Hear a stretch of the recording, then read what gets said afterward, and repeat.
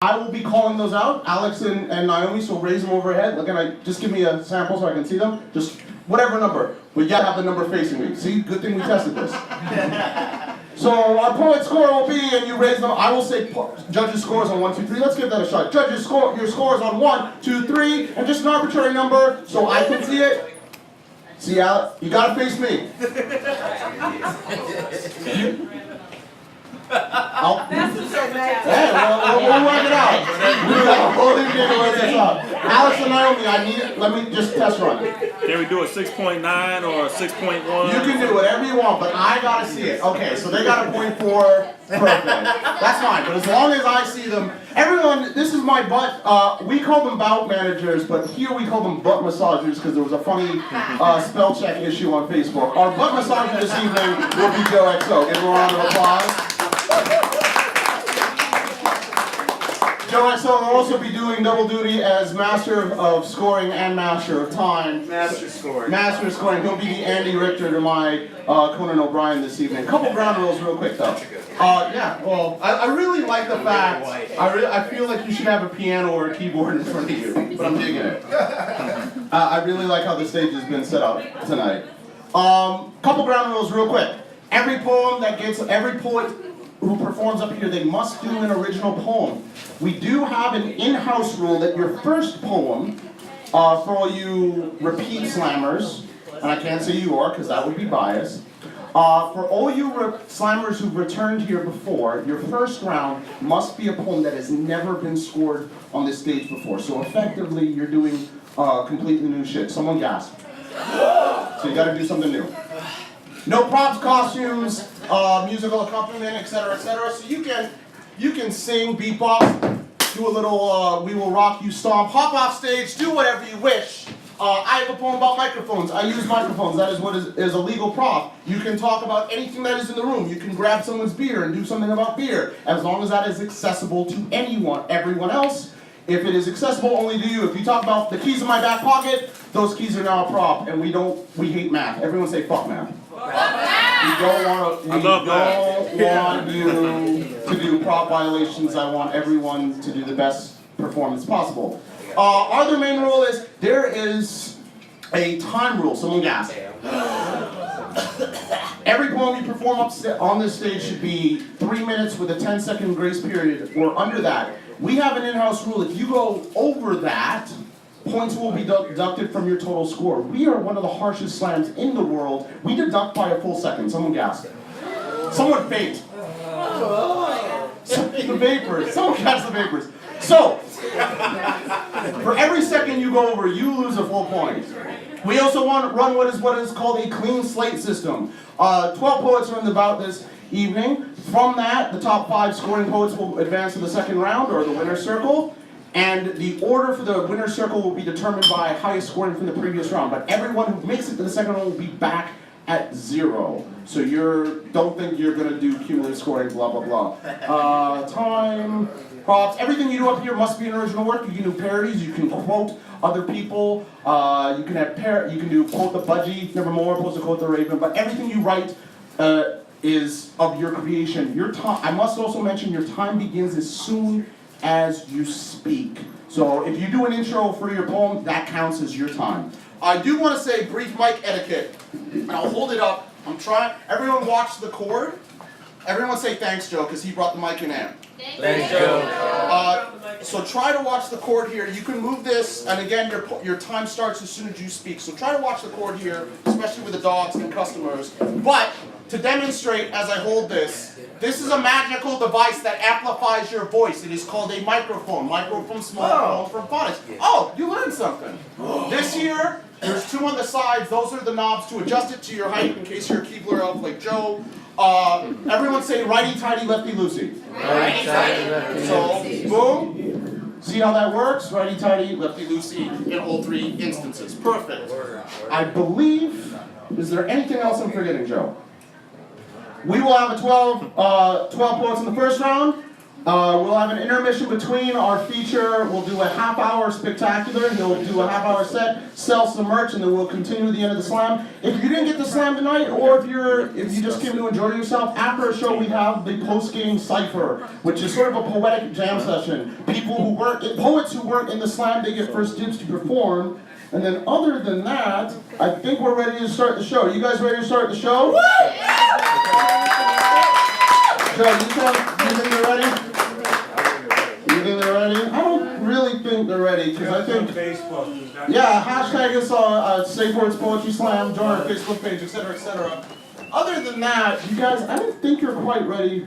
Oh, the time penalty thing. I did forget the rat bastard rule. If someone gets a time penalty, it is tradition that, let's say Joe is the offending poet. Actually, no, I'm going to mess with Eddie because Eddie can't perform tonight. If someone gets a time penalty, Joe will announce everyone scores and he'll say with a blah blah time penalty, and everyone collectively goes, oh no, let's try that. Oh no! And Joe will announce Eddie's score or whoever's score and say with a blah blah blah time penalty, Eddie's score was a blank. And we'll all point at the offending poet, in this case Eddie, everyone point at him, shame him publicly, and we all collectively say, you rat bastard, you're ruining it for everyone. Right. You rat bastard, you're ruining it for everyone. Eddie's a regular here, so he knows the appropriate response. The offending poet responds, and it was well worth it. Too. This is a stupid bar game. We're all here to have fun. Ladies and gentlemen, real quick, put your hands up in the sky, high 10 style, Muppet style. Look to your right, look to your left. High five, high 10 the people next to you, make a new friend. Real quick. I'm sure it's a low five. Low five, low five.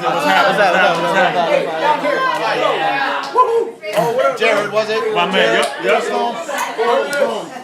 Yeah, give him. Surprise! What's up, man? 32.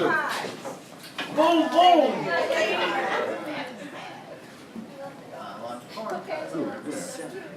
I didn't even see them. They don't recognize you. We have someone. Here's the thing. The list is capped. He goes first. We have. All right. All right. I'll do this. Does anyone who is currently on the slam list, because we haven't started, want to surrender their spot for someone who has traveled really far? No. Yeah, I totally will. Yeah. It hasn't started all alive out. That's really awesome. That means he's first or what? No, he takes her place. That makes him, you better ask the other people slamming, no offense. Does everyone co-sign that? That means he goes last. So you want to go first or last? He's trading. Make him go first. Hey, I ain't trying to piss off 11 other people, bro. It's up to them. It's up to them. I don't want to be unfair to them. You rat bastard.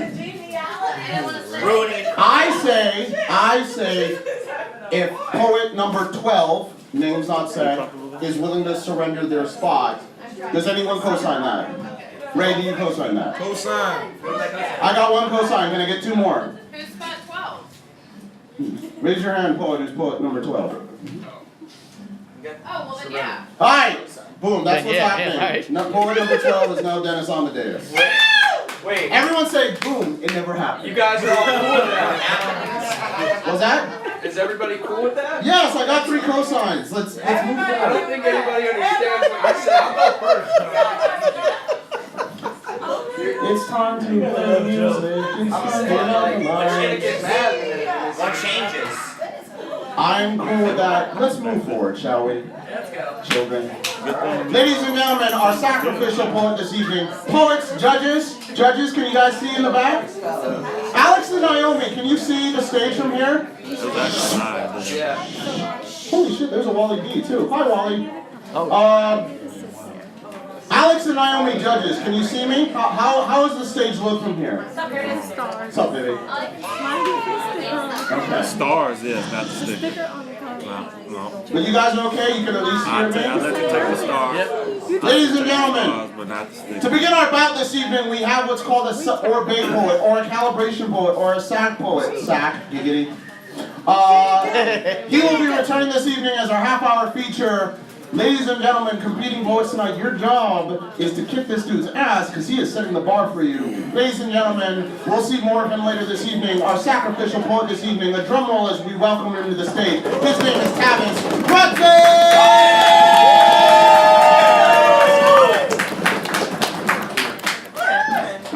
snap, but hey, yo, do it for me. That's a sniper snap. It's a sniper snap. Respect the mic, please.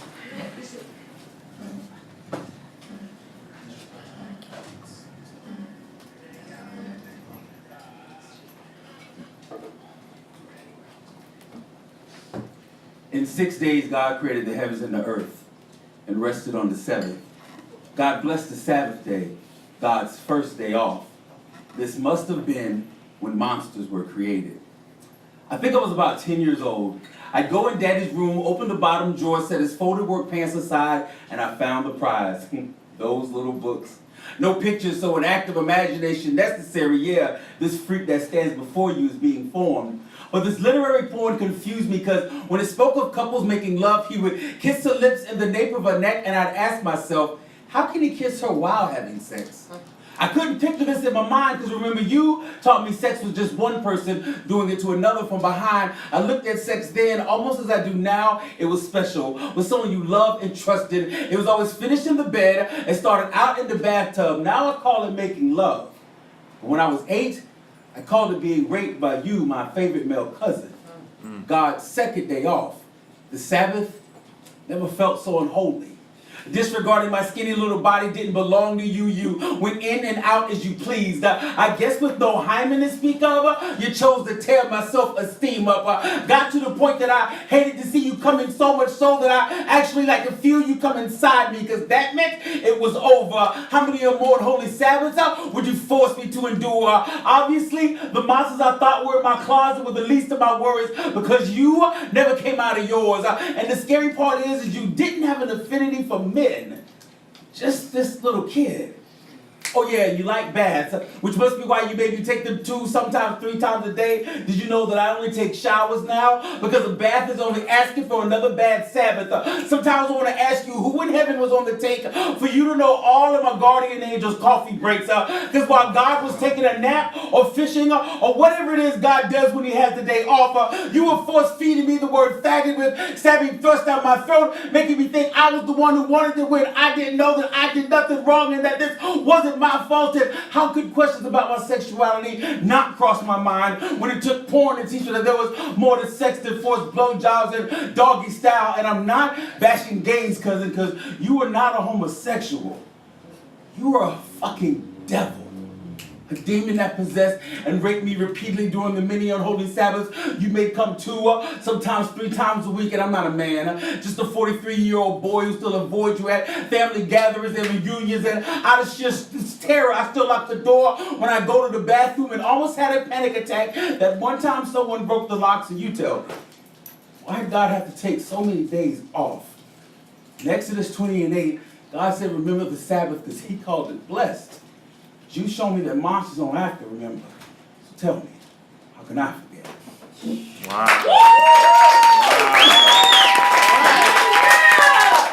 Now, to start things off, a drum roll, this is how we're going to do it for the rest of the night. A drum roll on the table for our judges, and everyone will collectively judges your scores on 1, 2, 3. Drum roll, please. Judges, your scores count with me, guys, on 1, 2, 3. Raise them high, judges, so I can see them from the stage. Oh, come. Keep drumming, louder. Encourage the judges. Where's the 0? Oh. All right, I have 1 score. I have 2 scores all the way in the back. All right. From low to high, we have an 8.9. And a pair of 10s for our second vote. Ladies and gentlemen, keep that applause going. Drum roll. Our first part of the evening, Wallow Jones is on deck. Keep that applause going, drum rolls and such, for Ray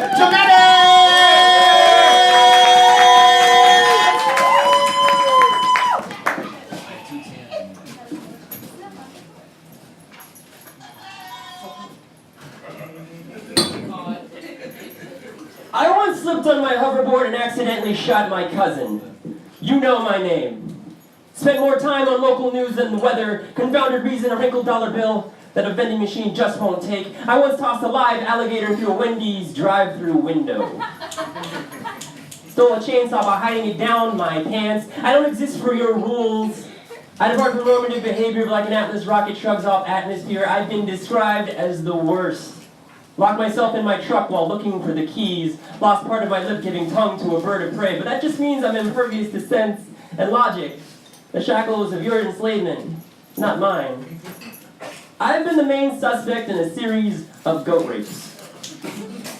They once found me in a hotel room with a dead body and no less than 2 live monkeys. Your mores fit me like a shrink-wrapped soup. Not that I mind bad suits, but I live in Weird County. Bathed in unconventional springs, I am bizarre on parade. I look at your laws like a bucket list that I check off every day. I've attacked a Walmart employee with a bag of potato chips. Tried to rob a convenience store dressed as Darth Vader. I've been struck by lightning while snorkeling naked. You may think me a fool, but fools are dangerous. And dangerous is never boring, which is more than I can say for the lot of you. The cops don't like me. Think of me as the pit stain in society's wife beater. In lieu of a driver's license, I once provided an officer with a mixtape. Rammed into a jail because I just wanted to visit friends. Ordered pizza at an illegal cockfight. I'm not exactly their cup of tea. Frankly, they don't thrill me either. But that's the price of living on the fringe, the taillight of humanity, where all you smell is exhaust and all you see is what you've left behind. Some ask me why. Why would you try to sell a live shark to a grocery store? Why would you try to make fireworks in a coffee grinder? Why would you urinate in a hotel ice machine? How many places must you be found naked and masturbating before you're satisfied? My answer is always the same. I'm not the one that needs satisfaction. Y'all keep putting my antics on TV and the internet. I rack up more hits than a broken arcade game. You make me famous.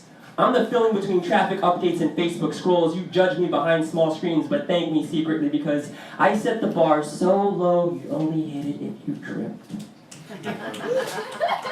I'm smug superiority in a can.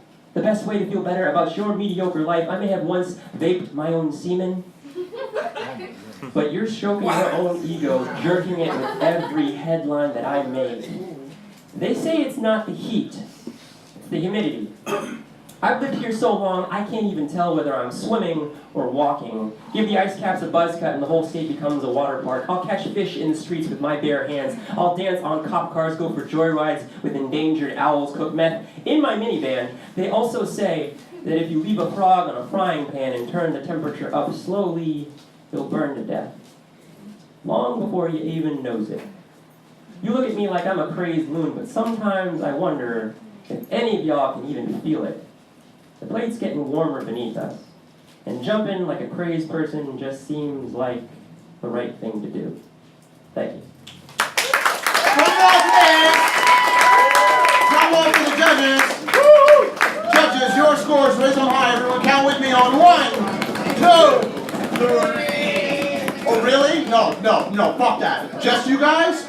Everyone. 1, 2, 3. Raise them high. All the way in the back. Gotta see them. There we go. From low to high, we have... No, I need to see them. From low to high, we have a 7.5. You can boo or applause that. An 8.2. And a high score of an 8.8 for Ray Jimenez. Fuck the scores. Applaud the poetry.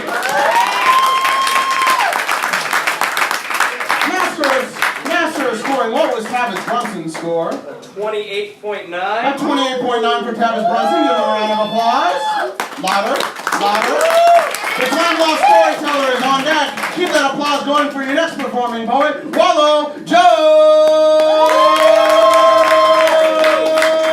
He's on stage. Keep applauding.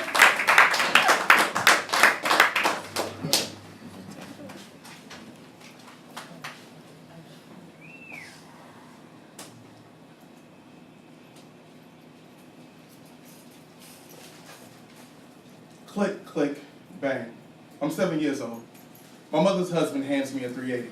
He claps his hands tightly around mine and lifts them to the sky. Him nor I could possibly fathom the effect this moment would have on my life. He tells me only place my finger inside the trigger guard when I plan to shoot. He then adjusts my small wrist to handle the recoil, all while explaining that the trigger should not be squeezed but pulled with nothing more than the tip of my index finger. He releases my hands. I study the weapon, close my left eye, align my sights with the moon, click, click, bang, 1994. I walk in the living room to see my mother crying. I ask what is wrong. In between deep gasps for breath she let out, my Uncle Nard had been killed. After being called to a hotel room by his girlfriend, my uncle was arrested. While on his knees, handcuffed, the arresting officer pulled his gun from holster, raised it from his waist, aligned the sights with my uncle's back. I've always imagined the DeKalb County cop smiling when he took Wesley Hill's life. Click, click, bang. At 15, I acquired a weapon I could call my own. A Lawson 380 my brother and I found in the woods. One problem. The gun did not fire. See, it was missing a spring. Luckily, I found a spring that fit and would allow the gun to operate. I walked deep into the woods to test my new working weapon on a tree. Click, click, bang. I'm 19 years old and my isosceles stands. 9mm Beretta pointed down range. I pulled the gun to my chest and load my last magazine. I'm close to scoring high enough for an expert qualification. Impatiently, I await the line coach's signal. Arms to the ready. Aim. Fire. Click, click, bang. Behind a 50 cal a few miles off the coast of the Virginia harbor, I'm participating in my first burial at sea. Shaking from a combination of anxiety and fear, praying that my first class was only joking when he said, "You will have to shoot the casket if it doesn't sink." I pray the casket does as designed. I would hate to carry out this mission. The funeral commences, the decorated wooden box hits the water. Please sink, please sink, please sink. Click, click, bang, back against the wall, doing training for what I've been told I may never have to do. I peer around the corner to make sure the path is clear. Slowly, we walk through the marked ship, trying our best to be as quiet and vigilant as possible. I notice movement to my left. I lead my team in that direction. There's a door ahead. We get into position as we've been trained to and breach the room. Immediately, I notice a foot poking from the table he hid behind. He stands, and quicker than you can cover your mouth to sneeze. Click, click, bang. I'm in the ship's armory. 4 field strip M9s scattered across the cleaning station. There is a 5th. It is reassembled, loaded, and in my hand. Today was one of the bad days. Those sights won't ever be unseen. Maybe I should just end it. No one should endure this. The taste of this gun oil is awful. I close my eyes, clench my jaw, click, click, bang. I wake from my sleep drenched in sweat, reaching under my pillow for a gun that isn't there. I moved it for times like these. I jump from my bed, prepared to fight. Slowly, I clear every room in my house in accordance with my training, making sure to look out of every window, checking diligently for any would-be threat. All is clear. I return to my room. Hope to get through the night without any more nightmares. Check for the extra shirt I keep next to the bed. Assure myself that I won't need it. My eyes closed shut. Click, click. Drum roll, please! Drum roll! Louder! Judges, your scores. Count with me, guys, on 1, 2, 3! Keep it going. There we go. From low to high, we have a 9.5 and a pair of 10s. Master of scoring, what was Ray Jimenez's score? After an 11-point time test. Oh, no! That's what that's about. 13.5. 13.5. Where is he? Where is he? About a point. You rat bastard! You're ruining it for everyone. And it was well worth it too. That's what's up. Give him a round of applause. Fuck the scores. It's a stupid bar game. We're all having fun. That's funny. Kira Calvaressi is on deck. Ladies and gentlemen, a drum roll for your next performer. And applause. Put your hands together for the time lost storyteller.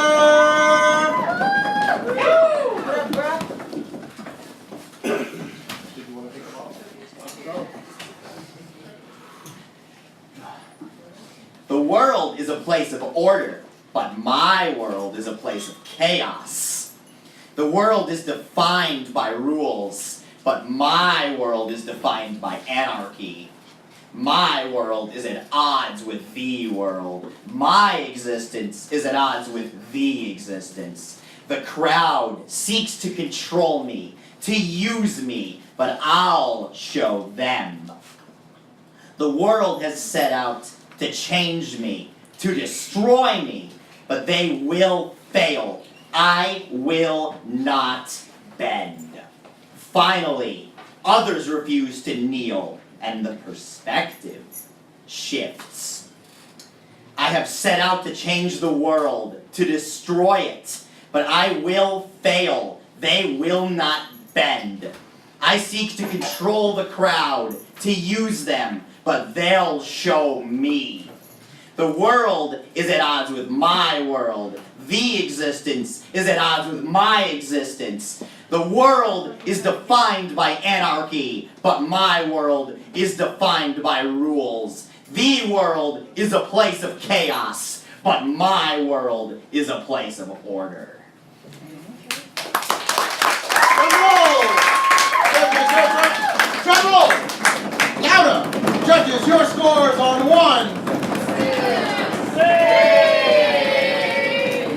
raise mine. I got 2. Keep it going. They're not all up yet. There we go. Keep it. Alright, hold up. I got 2. What's happening? Hold on. Someone gas. Look, guys. From low to high, we have a 5.4, a 6.4, and a 6.5. Fuck the scores. Applaud the poet. Master of scoring. What? Joe XO master of scoring. What was Wallow Jones' score? 29.5. Round of applause for Wallow Jones, 29.5. Keep that applause going. Ashley Spendley is on deck. Coming to the stage. Keep your applause going for Kara Calvaresian.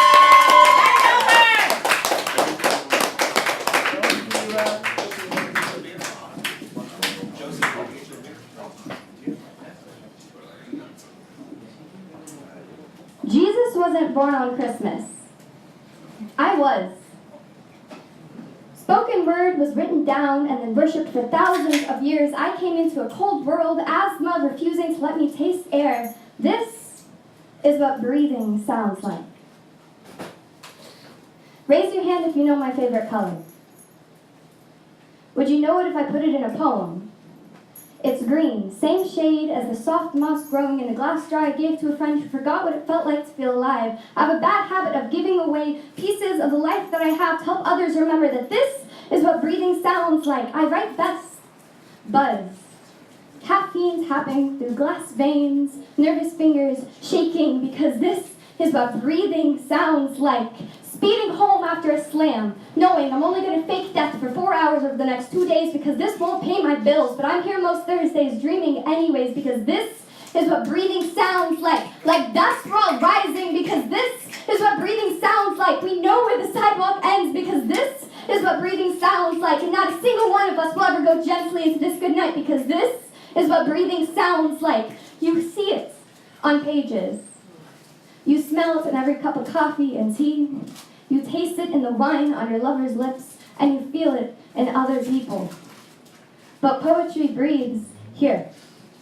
And this is what breathing sounds like. Drum roll! Put that drum roll! Oh, you can drum roll better than that. Come on, louder. Louder! Judges, your scores on 2, 3! Raise them high. From low to high, we have a 7.5.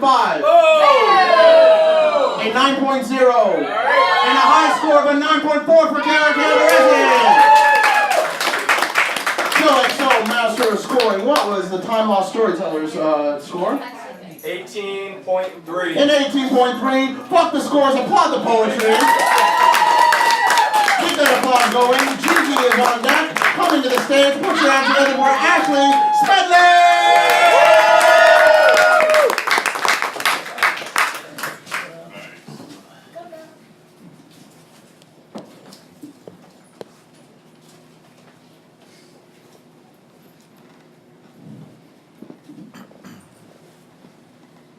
It was the 3rd of June, another sleepy, dusky Delta day.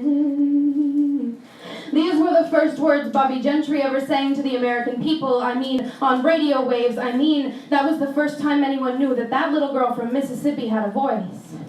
That she knew stories. And do you know that in 1967 it was one of the last? They called her a one-hit wonder. As if one hit wasn't enough for Max Baer to separate Frankie Campbell's skull from his brain. You may not have heard of Frankie Campbell either. He's another one-hit wonder, only losing 4 fights, including that one. You know, not everyone's gonna know your name. I probably wouldn't recognize your favorite author on the street, but that doesn't mean that they are any less important to you. I could never love your grandmother as well as you do, and maybe that is entirely okay. Maybe we should aim to be loved by 10 instead of known by hundreds. Maybe we ought to start liking our own posts, start changing our privacy settings to must encourage self-respect. Maybe 1,000 shares will only get you 1,000 times further from the truth.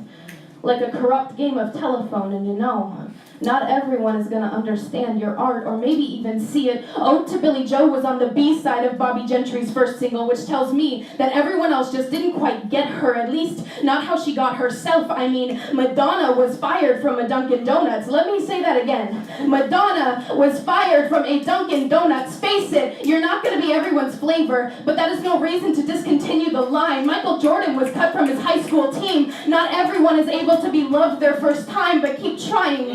Never be afraid to be misunderstood. Never be afraid to cut your teeth, because sometimes that pain is the only thing in your way. When I was 13 years old, I was relentlessly teased by a girl who insisted I looked like Donald Trump. I could take a page from his book and build a wall to keep that shit out, but then I'd be keeping this in. There will always be those who mistake diamonds for glass. Don't let that make you forget to shine. You are worth more to some than anyone is to all. And that is so much. That is enough.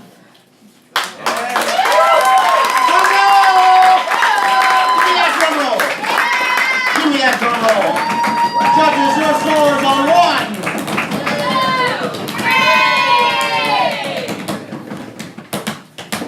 You got your beer? You good? Yeah. From low to high, keep them high. From low to high, we have a 9.3, a 9.5, and a 10.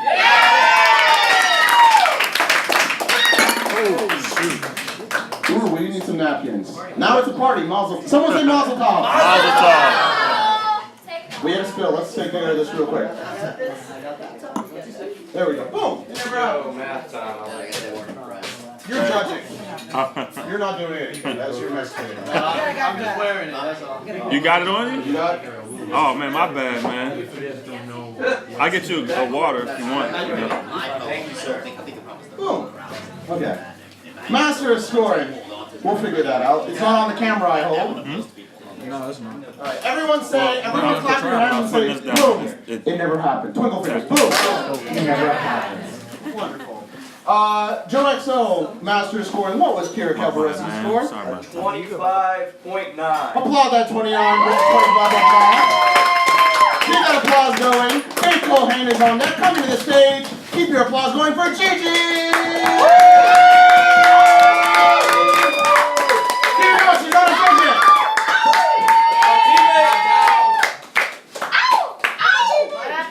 Go ahead, poet. Be safe.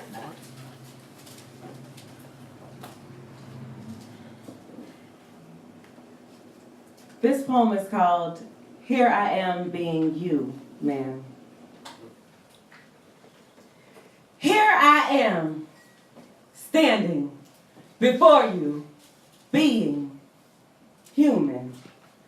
Being that imperfect person perfectly, being that not to be means not to exist, and I can't resist being and happy to be.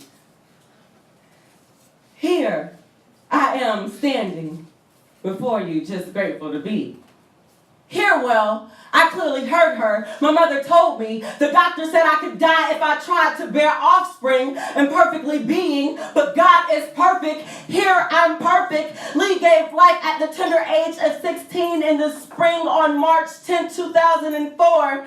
A new being here, Prince Azarius, the gifted one, a token to the present. Me being here right now, it's your birthday present. It's imperfectly perfect, my son. Being here, period. Standing here for you, celebrating life, period. It's imperfect being here, standing before you. Being you, man, period, celebrating life, being you, man, period.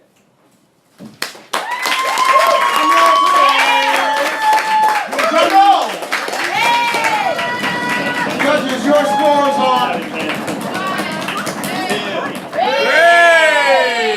Raise my judges. Raise them high. We got one. Keep that drum roll going. Keep that drum roll going. I got one. I need two more. One more. Keep it going. More than just this table. All right. From low to high, we have an 8.5, an 8.8, an 8.5, an 8.8, and a high score of a 9.5. Still XO Master is scoring. What was Ashley Smedley's collective score? 28.8. A big round of applause for Ashley Smedley and her 28.8. Keep that applause going. Keep that applause going. Happy Brewers on deck. Coming to the stage, Faith Cohen!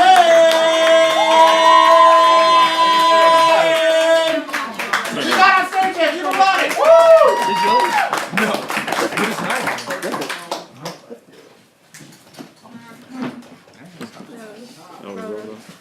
Hold up just a second.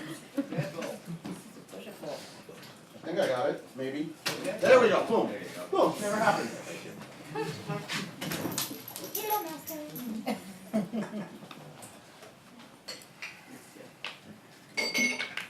It must be an act of charity. You, a 19-year-old pre-med student, suggesting why I became a nurse. All slack-eyed and dreamy-eyed, drunk on Grey's Anatomy, death and abstract theory, distant as the dying candle flickering in the far corner of a room. To you, I've lowered myself, stooped to fit a sagging door, occupy an inferior space. This must be an act of charity. You're not the first doctor to say this as I tutor you in the anatomy course you are currently failing. You say, I want to be the brains of this whole operation, and I yearn to give you an anatomy lesson of my own making. You are the brains. I am the hands that hold you as the light fades, the warmth flies, and all that you are folds up and in like late autumn petals receding back into a flower bud, embracing your own unbirth. I'm just the eyes that keep watch when others have cleared the room, driven off like scattered panicked deer, when the gurgles and rattle rippling your lungs like a howling pack of wolves at your heels. I'm the feet that stay rooted when people are whipped away like cheap patio furniture by the wind of help me, please God. I am not ready to go. I stand firm out of strength, never charity. Your job is to come and go, but my job is to stay. I am the small of the back, the tight twist of nerves conducting jolts of painful electricity through every major muscle group because it's hour 15 of my shift. But the process of dying has a running time that exceeds the 60-minute time slot of your favorite primetime medical drama. I'm just the shoulders decorated with finger-shaped bruises clutched by an old man that knew his wife's fatal diagnosis 3 years coming. But when he finally sees her spasm and convulse around air she can no longer draw in, his mind is full of lazy Sunday mornings making heart-shaped pancakes, his chest tight with the flush of her face after the birth of her third child. His hands tangled from the first time he swept it over her cheek in 1954, his gut caught in an endless irrational loop of do something, do something, do something.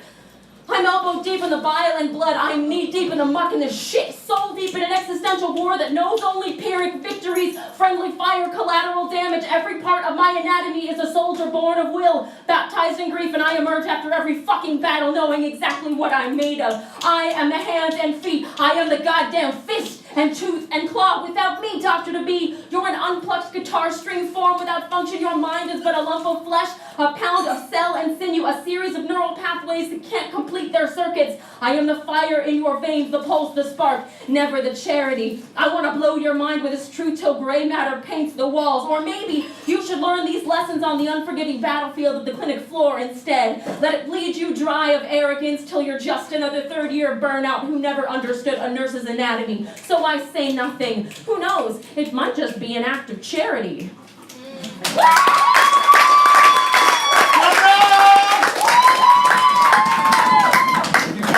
Tabletop, use the walls. Drum roll, please.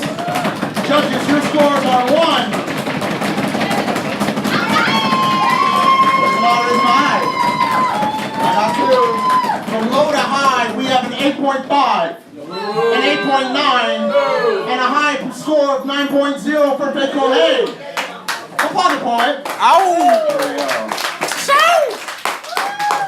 Still XO Master is scoring. What is Gigi's score? 26.8. A 26.8 for Gigi. Give her a round of applause. Keep that applause going. Keep that applause going. Broken Loose is on there. Come to the stage. Tavis P. Louder. Louder.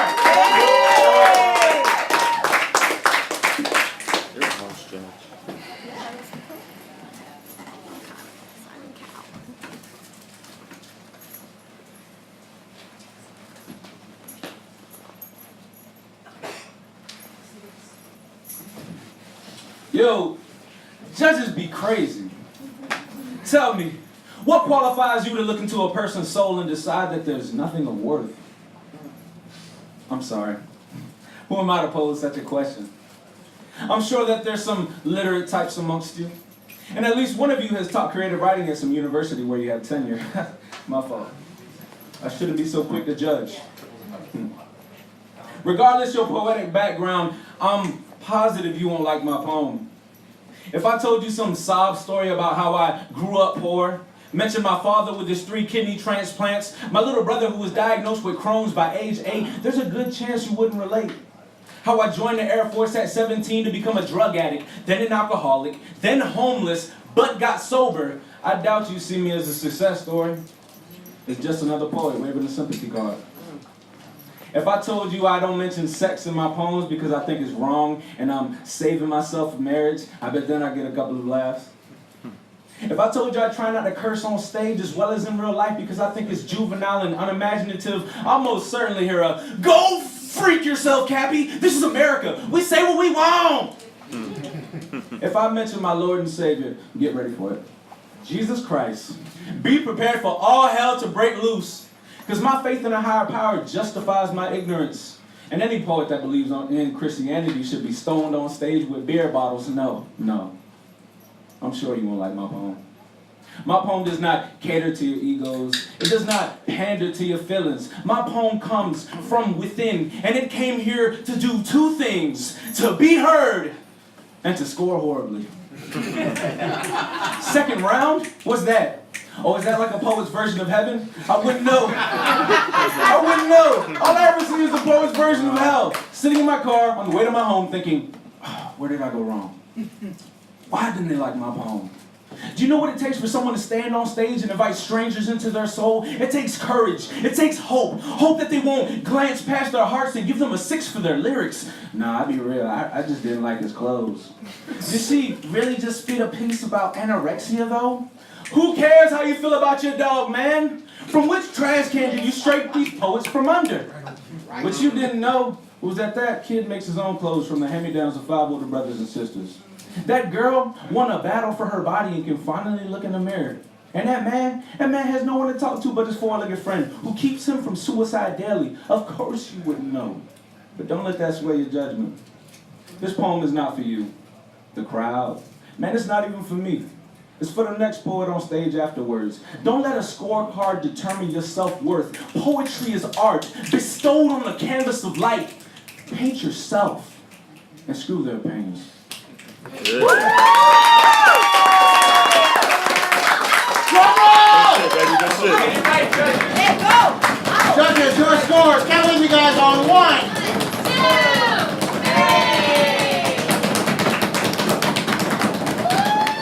From low to high, we have an 8.9, a 9.0, and a 10.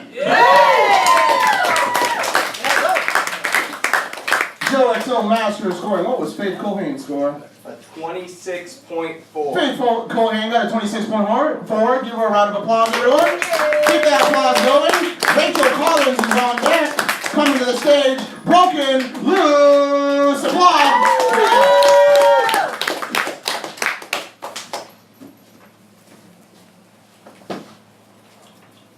Titties are great! But, pun intended, I have a predilection. You see, my drive, my cause, and homes in the arse. www.bootyfoundation.gov/asses. Don't get me wrong, the breast is strong, but cleavage contending for my eyes attending. But, no pun, oh yeah, pun intended. I am genetically and sociologically predisposed. I am biased. See, genetics you ask, I'll teach butt class. The tit kit is fit to sit here split as a counterfeit of this shit. It's real science. Go look it up. Like real evolutionary. Anyway, but, pun intended. Sorry. The rule of thumb when a scrum of bum strums to the thrum of a drum, it makes you want to come no matter where you're from or your orientation. And the duty of the booty is to let a cutie demonstrate her inner beauty. While the ocean emotion shows.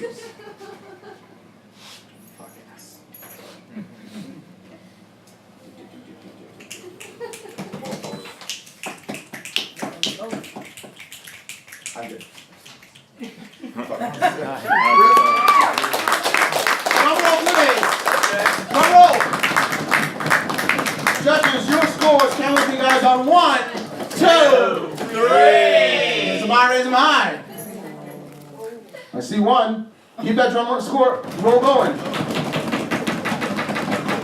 From low to high, we have a pair of 3.0s and a high score of 3.9. It is what it is. You got Fuck the scores, applaud the poll. Hey, thank Joe XO master scoring. What was Cappy Coo's score? 27.9. A round of applause for Cappy Coo's 27.9. Keep that applause going. Monaco Day is on deck. Coming to the stage. Keep your applause going. Louder. Louder. Joe XO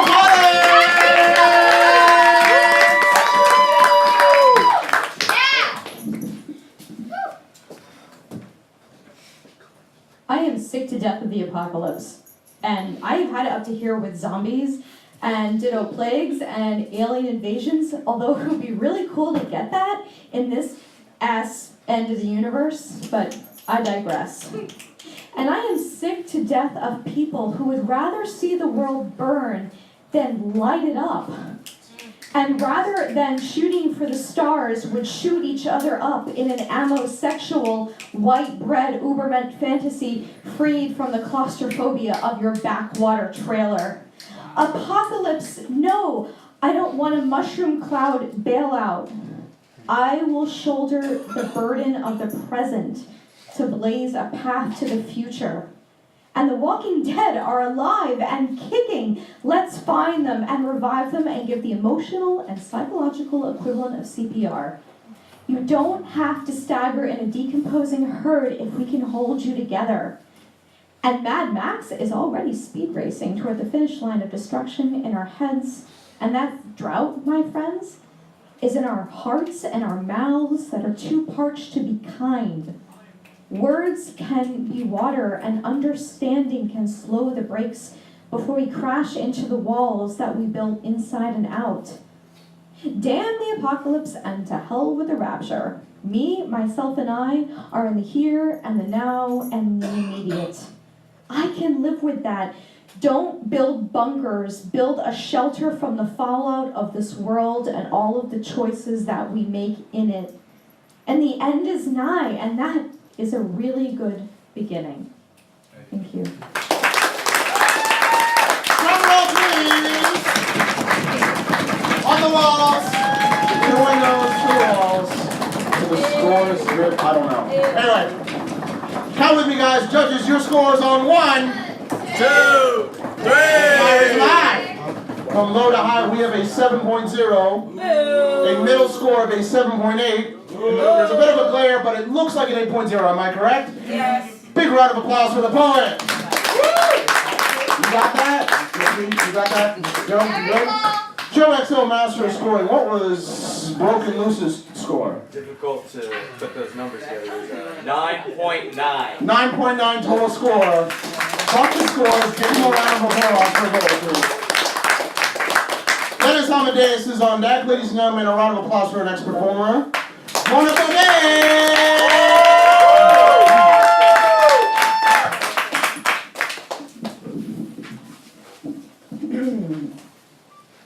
I'm in need of sexual relations, late night conversation, word manipulation, yes.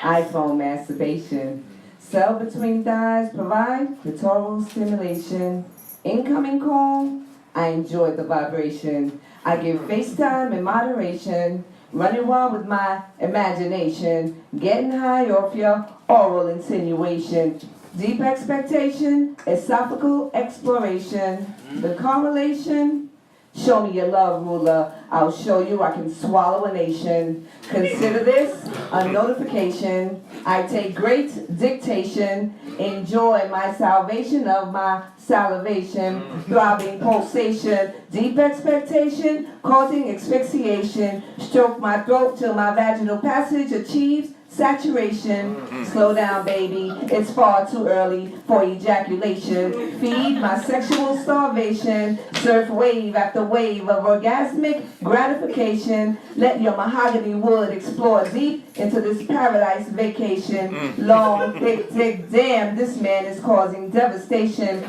Manipulating my body with his penetration. This is one promised land that needs no irrigation. Flash flood to follow. Foreplay is precipitation. Pound me without reservation. Take me as if there's no reconciliation. Catch a case in my thigh space. I promise to recommend probation, but give me that sweet licking stick till I swear off masturbation. Let's go! Young stud got me high like cannabis inhalation. Insane sex game with freaky improvisation. I love the way I taste on you, my sweetest confirmation. Your hardness battling my soft wetness. Who will win this confrontation? There's no room for speculation that my love is so good it's cause for celebration. Warm, creamy juices give your rod thorough moisturization. A breathtaking feeling as hot, steamy love increases heart palpitation. Baby, harder, deeper, please. Don't stop the sensation.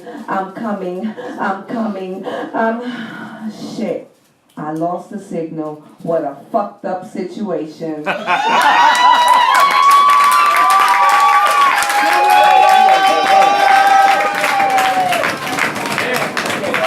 your scores on 1.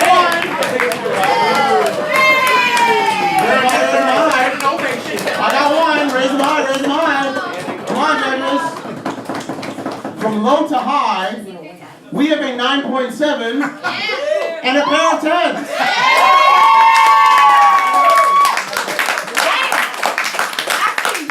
So master scoring. What was Rachel Collins' score? 22.8. A 22.8 for Rachel Collins. Give her a round of applause.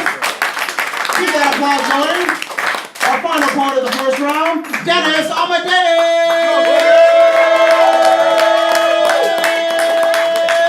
Keep applauding on stage. Tampa.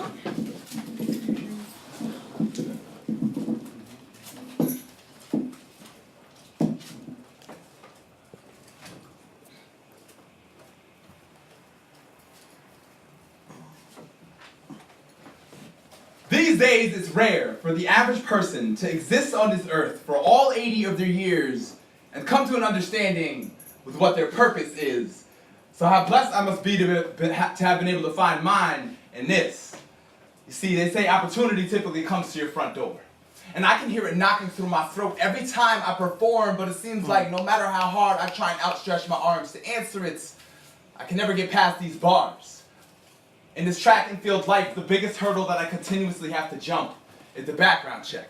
And even though I don't have any felonies, I still seem to trip every time. Sometimes it's just a stumble, but sometimes it's a full-on face-busting free fall that leaves a mark on my soul, bigger than the ones on my record books. I've been denied for jobs, teaching positions, mentorship opportunities, and for just doing poetry in the classroom. True story. One time, a principal actually called the sheriff to come escort me out of the school, and his words to me were, "I would be a fool if I let anybody talk to my kids with a record like you." And it was at that point I discovered the best way to defeat somebody. You take away their God-given worth. You brand them a troublemaker and take away their work. And if their worth is measured in how they work with kids, then it's not hard to understand how that brand made me feel worthless. Purposeless. So eventually I had to redefine for myself what purpose really is. See, eventually I came to this understanding that purpose is something that God gives. And since anything God gives is something man can easily take away, then God must also create the conditions that make it seem that way. So if I feel these weights getting heavy on me during this race, it's not because I'm simply meant to feel the pain of disaster, no. It's because maybe he needs me to be stronger rather than faster. Because my power will directly come from everything I toppled that they use to try and break me. Each one of these tripped up hurdles is just a lesson, a reminder to myself to never settle for second, because those that need me need more than just another second-grade teacher. They need an educational weapon, but I can't counsel kids because they claim I clash with cops. Meanwhile, corrupted, coked-up controllers cancel creative classes round the clock, shun the reading, cancel the outreach, build schools on top of cash, and label me unfit to teach. But I just know that poetry is something every child branded at-risk needs, because I understand what it's like to be viewed as something you yourself can't see. They ran some checks into their background and labeled them at risk of what? At risk of becoming like me? But is that the truth? And they're just at risk of becoming free. At risk of learning through strife, changing their life and redefining what the label at-risk means. The point I'm trying to make is that this is all a test. A way to prove to God that I am worthy of his best. A divine background check to balance my wants and haves because I want to be able to proudly carry the label teacher. So I have to study daily. I have to write a lot. I have to become one of the best poets of my lot. Because of the dumb things this young kid did, I have to keep proving myself until you all will listen in. Because in a land where a background check is the standard used to determine our worth, even a poet has to make his actions louder than his words. Drum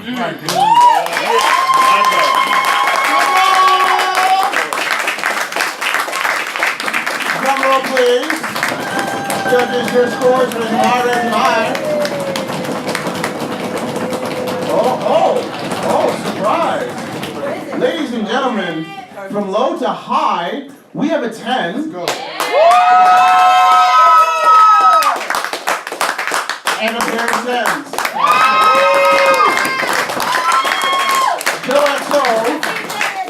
Joe XO, what is Mona Boday's score? 29.7. 29.7. And what is Dennis Amadeus' score? Hold on. Carry the... Yeah, carry the... Carry the 1. The 30. That is a 30 for Dennis Amadeus.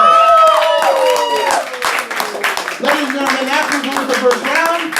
We're going to take a piss break. You guys buy some beer. We'll reconvene in approximately 5 to 10 minutes. And Tavis Brunson will rock your faces with a half-hour spectacular. We'll map some things out and figure out who's advanced in the last round. Give yourselves a big round of applause. Big round of applause for everyone you see this evening. Hey, hold up. I gotta use the restroom. I'll be right back. Man, that was awful.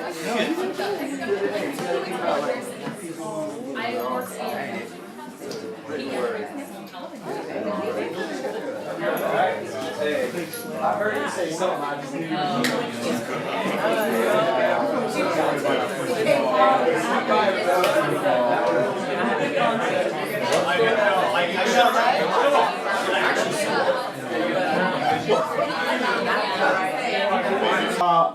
Doing spoken word poetry and slam and what have you takes me really interesting places. And in 2008, I ended up at the Last Chance Poetry Slam as part of the individual poetry slam in 2008 in Charlotte, North Carolina. And I got up on the list because not only am I the president, I'm a client too. And I got on the list, and there was this guy that that I had never heard of, that everyone was freaking out. Like, oh, who's on the bout draw? Curtis X. Meyer, who the fuck is the white kid? And Tavis Brunson, and everyone's like, oh, Tavis. I had no idea who this guy was. We have since become really great friends, or I'd like to think so. Or at least until the end of the night, we'll see what happens. In all seriousness, because this isn't part of the competition, I can be biased or whatever the opposite of bias, complimentary, I suppose. Poetry is wonderful because not even as performers or artists, you really make great people, and every time I'm with this guy, it's an absolute zoo. He has a really twisted sense of humor, but I certainly appreciate. And I have to tell the story of our phone call today. I have to do this. We always go out of our way to embarrass each other.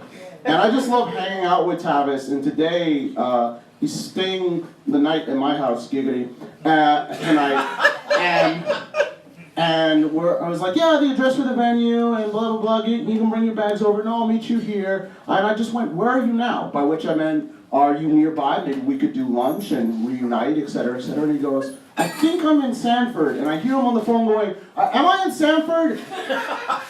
And that's how I always want to remember you. Just my side's hurting from, that is the wrong thing for a black guy to say in Florida. Is this where, oh yeah, I'm definitely in Sanford. Oh my God. Neighborhood I didn't think about that. This guy, credential-wise, he has been a member of the Slam Charlotte team that won the National Poetry Slam. Insert applause here. That's very notable. He has also been a two-time winner of the Southern Fried Poetry Slam, both as a member of Slam Charlotte and I believe you said Columbia, South Carolina, two-time team winner as well. And he was a member of the Leaf Slam. Ask him more about that. He is currently kind of taking the season off, from what I hear, to coach a team. So, Slammers, ask him some tips while he's here. We have traveling poets, each one teach one. I'll ramble on and I'll stop rambling rather, and let his feature speak for itself. He actually has merchandise tonight. Someone gasp. He has books for sale. How much? And I think, how much are your books? $15. Only $15? Okay, practically. We'll also do a half pass. He's our first, maybe you can show us one. He's our first feature ever who has t-shirts. Could you show us one of our t-shirts? Everyone say, ooh. So he has t-shirts. So if you can read and you don't, want to be presentable in public, approach him about his merchandise, rock in your face for the next minutes. Ladies and gentlemen, slam champion, all the way from South Cackalack, Tavis Brunson, everyone.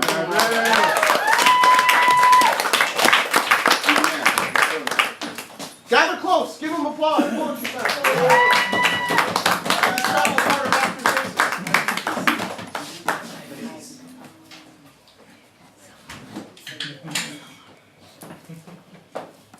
Back talk. Talk back.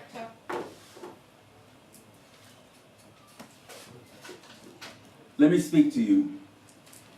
Let me reach deep in that place where fear was first planted, when you first thought monsters were in your closet and disappointment sprouted when you found out that Santa Claus wasn't real. Let me feed that starving part of your heart that once harvested trust in a God you believed in but couldn't see, but now you can't bring yourself to trust in this God who has the audacity to call himself your supreme being. Yeah, right there. That's where I'm headed. Fidget all you want, but don't wait to get comfortable, because I ain't just your average knick-knack, paddywhack type of a poet. I am a minister. And I should write all my poems in red ink so people will know who's really speaking. Best believe just because I don't call a prayer line when I'm finished spitting doesn't make this any less of a ministry. See, I know how it feels to have your faith rocked to its foundation, looking for answers to questions that you don't even know how to ask yet. When the task set before you seems so insurmountable, it's as though God sold you out just so Satan can make his monthly hell quota. I know what it feels like when love has made you public enemy number one. Cupid trading his arrows for shells, his quiver for a clip in his bow, for a 9mm Glock with the infrared sighting, and there's a little red dot on your heart. Tavis can relate, y'all, to having the most important person in your life taken, not just once, but on 4 separate occasions. A pastor, a father, a mother, and a fiance. I'm telling you, Orlando, I've been there. Thoughts of suicide, reaching for a bottle instead of a Bible, looking for love in the strip club instead of a church, and not living, but settling for survival. You see, my mom never taught me to believe in Santa Claus. The singing old church songs in the dark kept the monsters in the closet away, but I did believe in love. And as a result, I believe the ghost in my heart's closet was that of love lost. So I sat in the lap of God and kissed him on the cheek, but it still felt like he was ignoring me, because he knows that the longer he gives us the silent treatment, the harder for his voice we have to seek. So I reached into his pocket looking for his wallet, because I figured my heart had to be in there somewhere. But all I found were 3 Tic Tacs, 64 billion sticky notes of unanswered prayers, and Santa Claus's expired identification card. So I flat out told him, God, I don't believe in love no more. Part of me wants to believe, but it's hard to believe when everything I've loved at some point, including you, has turned its back on me. For the first time I saw God cry. Tears, not as rivers of water, but as stars light years apart fell one by one because of God's broken heart. And at first, he didn't make a sound, so the silence of his grief was deafening. But when he did speak, 2 shots from a Mossberg couldn't have hit me any harder, because he said, son. He called me son. That's borderline blasphemy. Because when you stop believing in love, that's when you stop believing in me.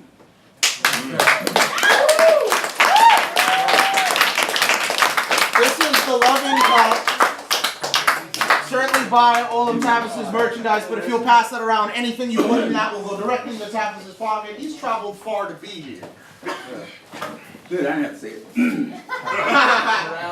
I didn't have to say put all your money in there if you don't want to buy stuff. And it's okay if you put money in there.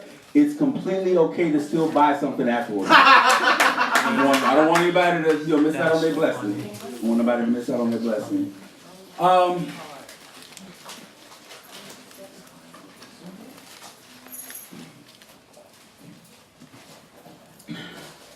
So there was a bear and a rabbit taking a dump in the woods.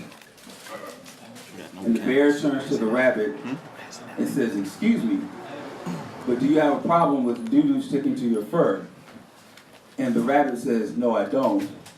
So the bear wiped his butt with the rabbit.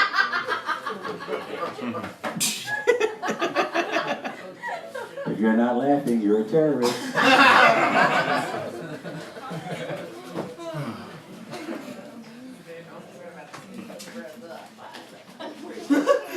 Y'all give it up for the late white people. Y'all. Hey! Opa! They do it there! You're a credit. They're a credit to your race. Now I'm really nervous. My best friend is a girl, and my favorite color. And she and I are as random as the 10 Commandments, so one day I sent her a text message and I asked her, if you could be any animal, what would you be? And since she calls me Daffy and I call her Tweety, there was no surprise when she replied, a bird. I guess she figured it must be impossible to hurt while airborne, so this is how I saw them, 3 women. A gorgeous canary with butterfly wings, the perfect hue of blue, and a black, darker than that part of night that comes right before this dawn people keep talking about. She has a sharp beak to match her tongue and wit and webbed feet, enabling her to swim through her insecurities. I loved her like I was waiting for another kiss that would never come, but she didn't know this, so I hoped to never would ask her for directions to my lips. Yes, I loved her like this, unconditionally. And she loved me. Like kids love bubbles, not really knowing why, just because it makes them feel good. Sometimes you just want to feel good, but she doesn't always feel. She ain't always good. And I told her that's okay. It's okay to experience life. And she said, Tavis, death is not an enemy, but life ain't always a friend. She said this standing at the foot of our bed, dressed only in my dreams, but it wasn't enough to keep her warm, freezing her. She said she felt like she was falling. I said, don't worry, beloved, I got you. And I held her like belief. She wanted to cry, but that kind of vulnerability is reserved for prayer at certain courtroom pleas. So I opened my hands and showed her the deeds to heaven and hell, and my name was on neither, promising she'd never be guilty to me. So weep, beloved, weep. There are no black robes here. If 11 of your peers are sitting in a box against you, mine will be the empty seat because I'm sitting right beside you. A co-defendant, but no codependency. I know you're strong enough to walk this way alone, but you don't have to. Wear your shortcomings and inconsistencies proudly around me. Though I've never seen you naked, astound me like the last time you pressed your flesh against mine, allowing me to become one with the only skin God gave you to be beautiful, and forgiving you for every time you tried to cut your way out of it, playing tic-tac-toe with the bottoms of your feet. He understands. Blood doesn't make him queasy. He allowed others to do it to him for you and me. And see, this is why I am a Jesus freak, but you got me speaking in the tongues of at least 10 different religions like I don't know what to believe. She said she wish someone loved her like that. Y'all, I wish she loved her like that. I told her she was beautiful, and she said it's only because she's a reflection of me. Tavis, sometimes all I have to look forward to is the sunrise. So we watched it on our sides, laughing at how it rose to the right. I watched her go to sleep, and I held her like belief, y'all. Love isn't one big thing. It's a million little things. 3 different women, 3 types of love, all of them unconditional.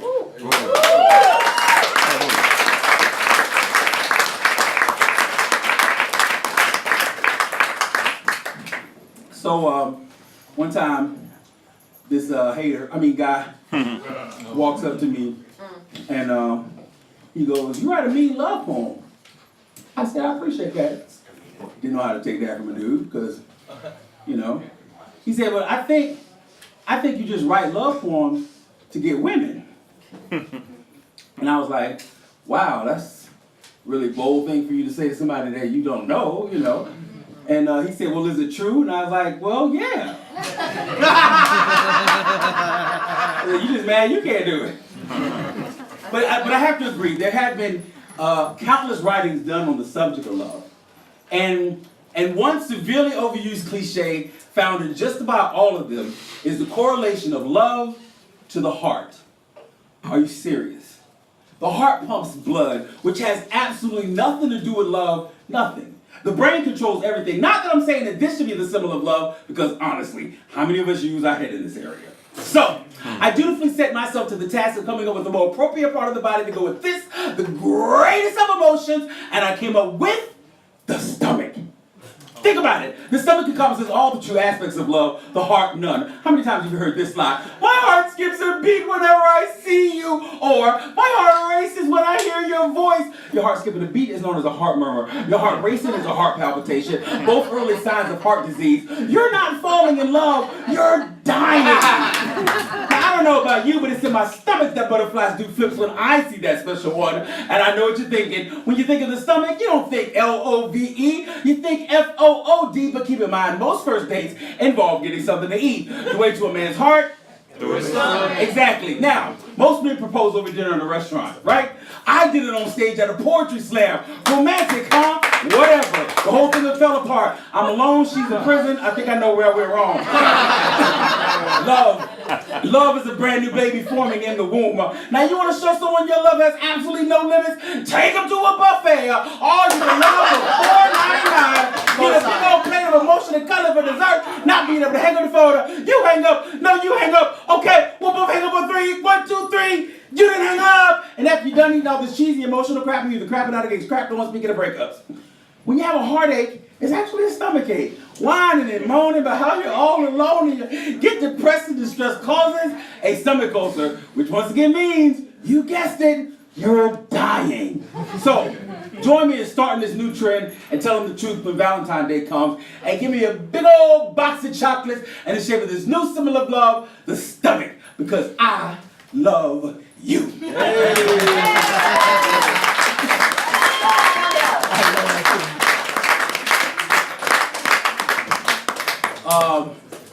The great prophet said once in the book of Juice, he's back, right? I think around the 4th chapter of the DVD, Prophet Tupac. He is a prophet. He is a prophet. At that time, being bishop, good bishop, he said, he told Deacon Steele, he said, fatness never prospers. And I'm here to say, Bishop Pac, you are a liar. Because my fat just prospered, and I used it as a prop in a poem. Y'all give it up for the stomach.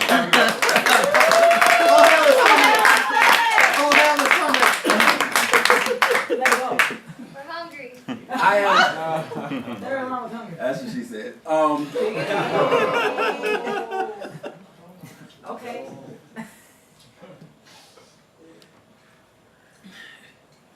Dear Mom, you once asked me what I wanted, and I want to go one day without crying. I want to plant seeds of decisions and not sprout apples of apprehension and oranges of origamic reasons, folding one over the other again and again into 1,000 beautiful mistakes resembling swans and flowers, but not sound judgment. For once, I want love to stop by and just say, hey. And only if invited in will come bearing gifts, and upon departure, leave empty-handed and everyone on good terms. I want my memories to remember me.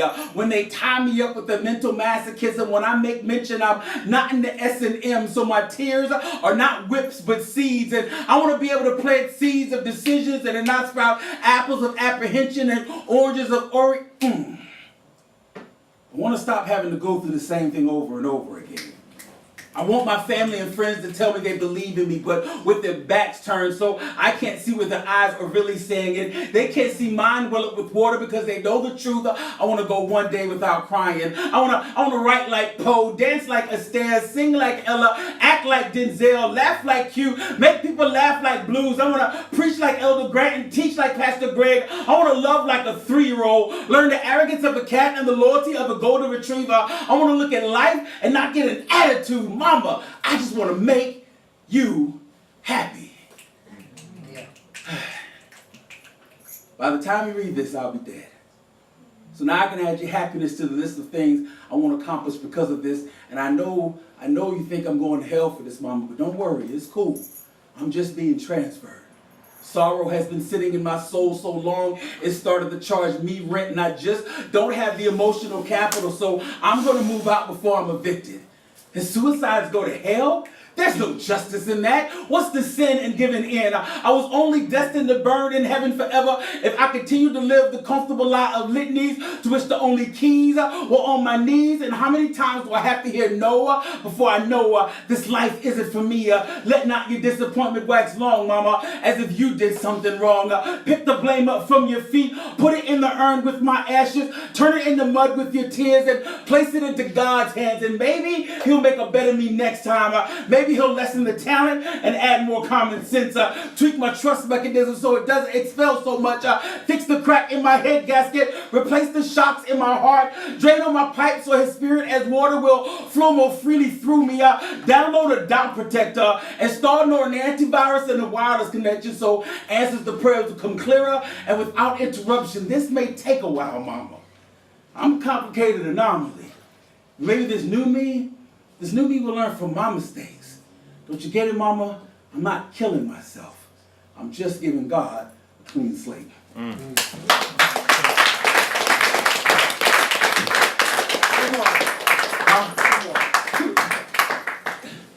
You know, contrary to popular belief, slavery's been abolished. Like, I know, you know,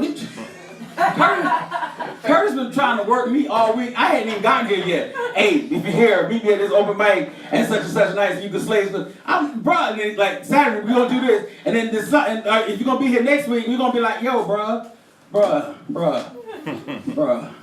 I just came to do a little poetry. But okay, 2 more. I love it. Y'all give it up for all the people, all the poets that have been up here tonight.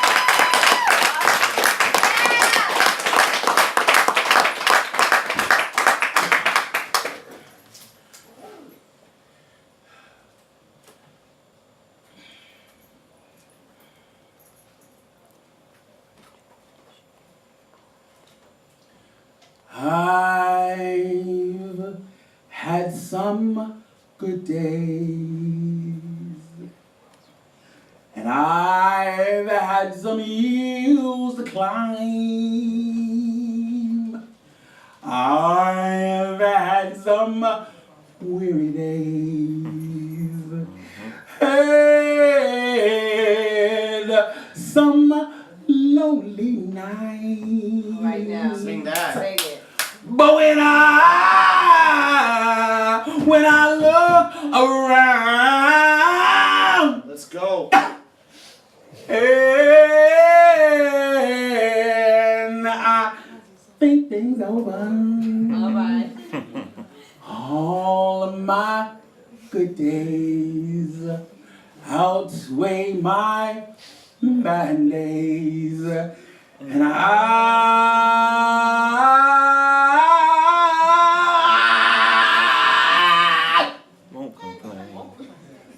no, I can't sing no,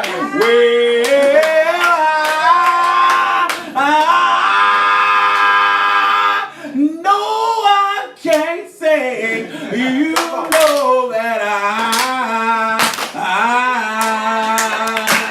no, I can't sing. So I'm just gonna do my little poetry.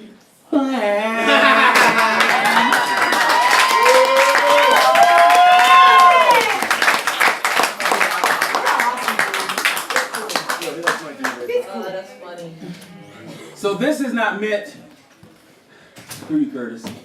This is not meant to be vulgar, obscene, or in any way disrespectful. It's just the way I feel. Let them know. But I like bumpy women. I'm talking about the girls when they walk by, your head snaps their way and say, good God, why?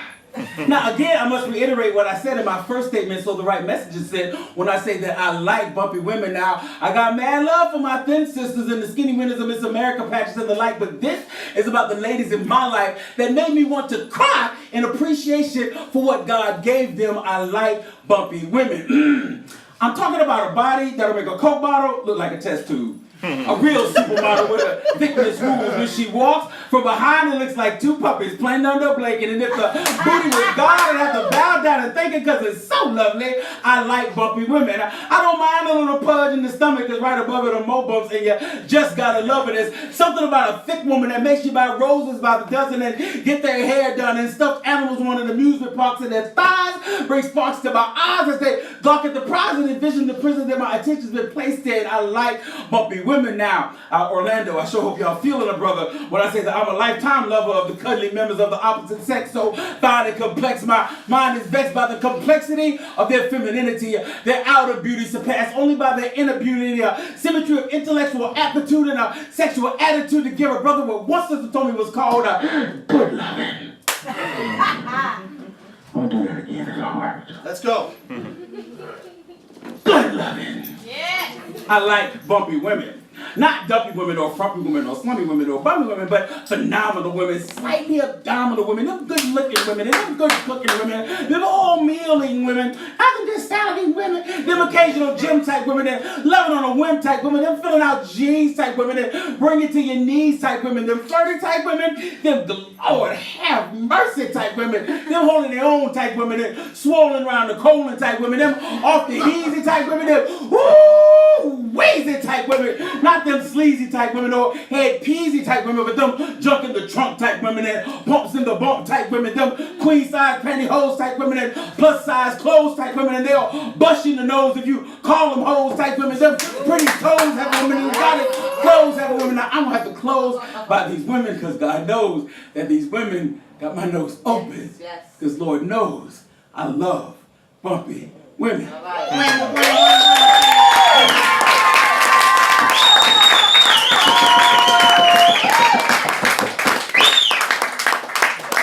Oh, shut up. Hashtag bumpy. Speaking of hashtags, Wally, come here. Wally is already, y'all give it up for my man. Ladies and gentlemen, Wally. He's already gotten one of the Mind the Tavis t-shirts. Ooh. Yes, hashtag Mind the Tavis. If you cannot buy a shirt, then just put the hashtag in your status update and you say, I saw this really incredible and sexy poet, and his hashtag is Mind the Tavis. So like, you know, get all his stuff. Oh my God, he was just so amazing. He changed my life forever. Mind the Tavis. That's how that works. Y'all do that? I also have a book. I only have 2 copies of the book, but I got 1,800 t-shirts, so I'm pushing the t-shirts real hard. And a loving cup. And a loving cup, yes. So the t-shirts are normally $20 a piece. Only $20? Okay, 40. 40. Cause y'all balling in here. Y'all like $20. I ain't gonna let a shirt go for $20. Okay, fine. But tonight, $15. All right, how does that sound? Book is 15. So I'm gonna do this last poem, and I'm gonna get out your way because honestly, I'm really excited to hear the next few poets coming up here in the slam because y'all have been killing it, and I can't wait to hear some more. So I'm gonna do this one last poem and then sit my fat butt down. We appreciate you, Tavis. I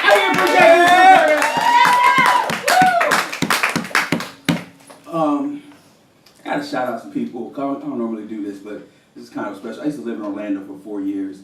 With amazing ministry, and I came down here for it. They're still here, and there are a few people in that building. Victoria Robinson, she is a dear friend of mine since high school, and Bryant Huff, also known as B Huff, also known as the coolest dude ever to put on a mailbag and wear a fedora, and then there's also Kevin.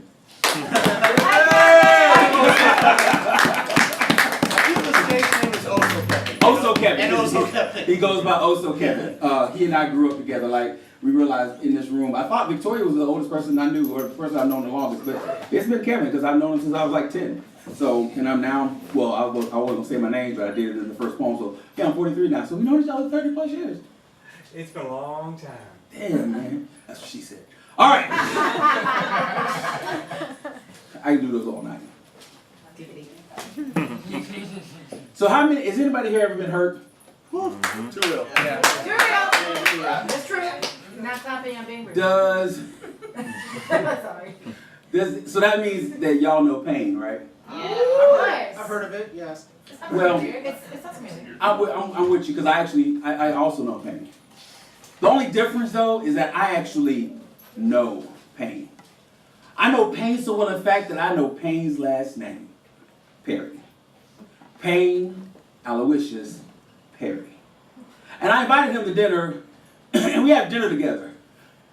I cooked spaghetti and garlic bread, and with him, he brought this alabaster box, which he broke across my heart and spoon-fed me my tears. And so much I cried that the sodium made my blood pressure rise, and he took that broken box that consequently caused my broken heart, and he said, "Here, you put the pieces back together."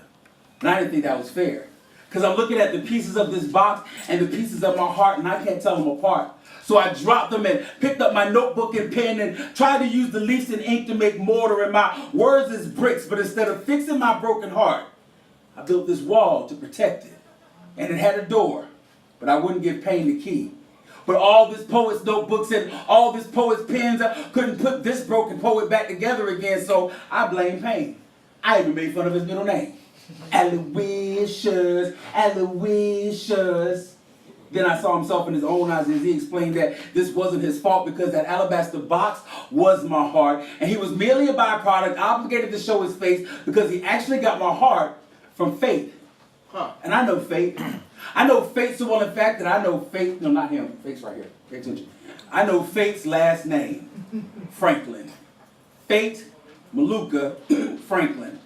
And I invited him to breakfast because I needed answers. I needed answers like Dee, the dancer who went by the stage name Destiny. She sat across from me in this booth at the Waffle House, and I overheard her asking this cat she met in the strip club why she had to have this type of life when all she wanted was to be with her son. So over a bowl of Captain Crunch with a side of raisin toast, I asked Fate why. Why did you give my heart to Pain? And you could have heard the grapes turn into the same raisins in that toast. It got so quiet in there, and I swear I thought I saw tears swell up in his eyes, and with a look that said it's the end, he explained, "Tavis, nigga, I don't exist. Only the past 43 years is your imaginary friend. See, you gave me a place in your life as a kid, so you wouldn't be held responsible for what you did. So when things didn't go your way, you could just say, oh, that was just fate." So you probably guess I didn't like the answer he gave, so I made fun of his middle name. I even sang it like a little song. My name's Maluka. I live on the second floor. I live upstairs from you. And then after the third chorus, he was gone.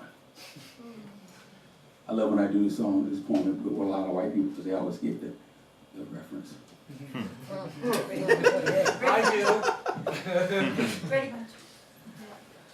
And then it was just me. And I was confused. And I used to being confused, I needed peace, so I paged him. Peace. Yes, I know peace. I know Peace so in fact that I know Peace's last name. Well, actually, Peace is his last name, because his first and middle are Prince of. And the next thing that happened was like that scene in the movie Don't Be a Menace to South Central while drinking your juice in the hood, where the two guys were standing next to each other, talking to each other on their cell phones. Because when Jesus, that's Peace, answered, it startled me, because he was standing right there the whole time. And as I cried over the pieces of my broken heart, he wiped my tears away with his hair, soaking his locks, and he held me. Y'all, he held me, then he pulled back, took my face in his hands, kissed my forehead, looked me dead in the eye, said, "Son, I'm going to tell you like I told you, boy, Blues, Tavis, you're going to be okay." Then he went on to tell me as he held me that I didn't have to tear down that wall around my heart, but he did need the key. So I gave it to him, and he opened the door, picked my heart up off the floor, bits of it falling through the holes in his hands, but he caught them too and put them all into his side, where the soldiers pierced them through on that cross on which he died, and then he pulled it out whole. I said, "But Jesus, I can still see the cracks." And he said, they don't go away. And I asked him about the pain that remained and my fate still in question. And he said that the cracks and pain are there to remind me that I'm still human. And son, you're going to have to let go of fate, because only your destiny is real. So when your heart is broken and on the floor in pieces and lies, and so real is the pain that you can cook for it and give it a middle and last name, y'all remember this refrain: the Prince of Peace was always there. Just let him behind the wall. And if you don't know him, confess with your mouth and believe in your heart that God raised Jesus from the dead, because the potter wants to put you back together again. It's been my pleasure serving you. Hey!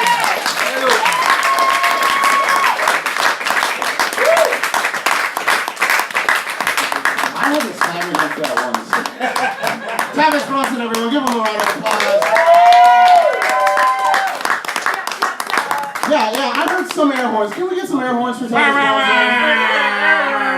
This man has traveled far.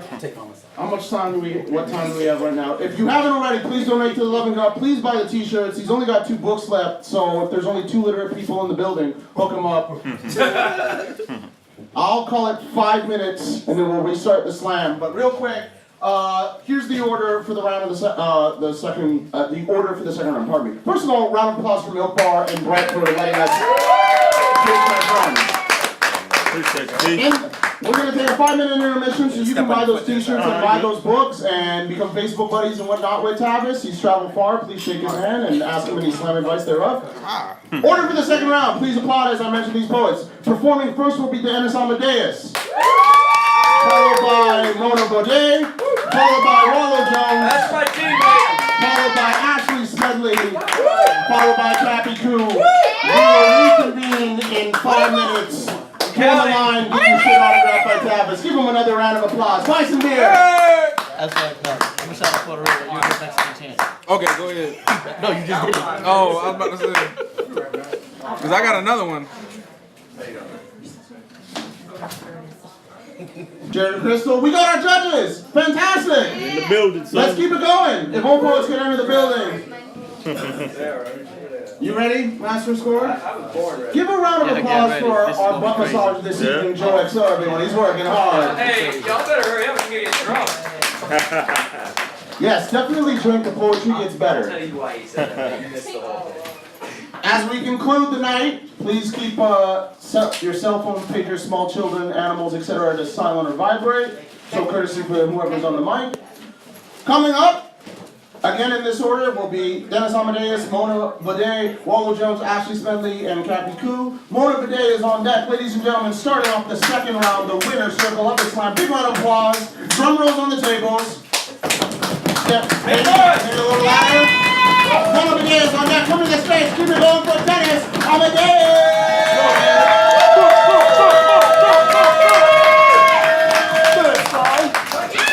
Speed check. Let's go.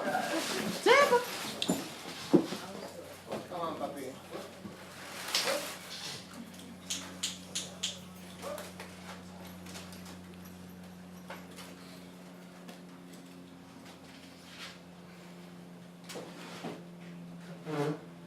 For we do not wrestle against flesh and blood, but against the rulers, against the authorities, against the cosmic powers over this present darkness, and against the spiritual forces of evil in our heavenly places. Ephesians 6:12. Dear thin blue line, your existence perpetuates evil in our most heavenly of places, and dares praise itself justice. Don't you know that justice is a godly trait? That faith is a word that should be protected, yet in your blood-soaked hands it is used to justify treachery. Used to clear your name while your victims call gods with their last breath. Used to praise yourself savior as you strangle a nation still mourning every young, unarmed face crucified to that status. You yourself are a crime. Against a humanity catering to a poisoned accountability and a military state, you are Judas. You ultimate betrayer. You have turned your back to your own truth. You have sold out your saving grace for a 5-star piece of silver. You defend the murderers of children, then praise it noble. You jail the righteous, then praise it freedom. Your treason is biblical. Your remorse is legendary. Yet you still seem to forget that Judas hung himself with a thin blue line. Disclaimer for police. We are a holy people.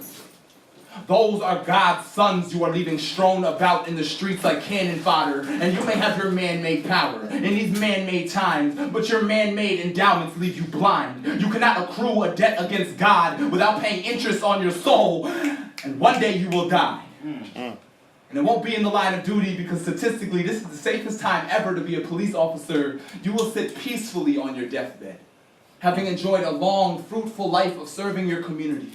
Having enjoyed the privilege of watching your children grow up, even through their knuckle-headed, rebellious, anti-authority years, but you will feel guilty. Because by that time, that proud, thin blue line will have become a chain, forever linking you to your contrition. Your thin blue line is that spiritual force of evil, condoning the death of our children, and we will still pray for you. Pray that that thin blue line does not represent the same permanent separation from God that your actions do. Pray that you will feel a Christian's forgiveness before you feel Christopher Dorner's. Pray that you won't feel the infernos of the Dante Morrises. Pray that your penance will not leave you stranded on your high perch of service. Your thin blue line wrapping itself around your throat. Your untruths kicked out from underneath your feet as you are left to hang with every murder you wrap in self-defense, and you will be scared. And you will be alone. And you will see the lights. And you will hear the sirens. And you will wonder why nobody is coming to save you when you are so obviously being killed in ice, cold, thin, blue blood.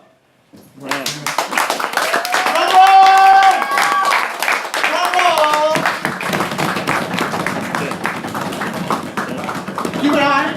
I don't know what the master's looking for. Judges, your scores. Count with me, guys, on 1, 2, 3. Raise them high, raise them high. From low to high, we have a 9.4, a 9.7, and a high score of a 10 for Dennis Amadeus. Keep that applause going. Coming up, Wallow Jones is on deck. Keep that applause going. Drum roll, etc. Air horns, perhaps. Wallow Jones is on deck. Corner of the game!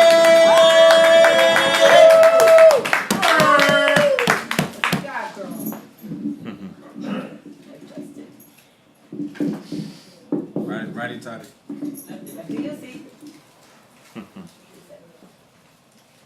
I tried telling him his love felt like a baptism. The way heaven poured down my chest, the way his back notified me he had mine. He had my mind entrenched in that thing he did with his tongue. Never knew my feet could inspire an orgasm. Feels like I'm reliving myself, rediscovering myself through deep strokes.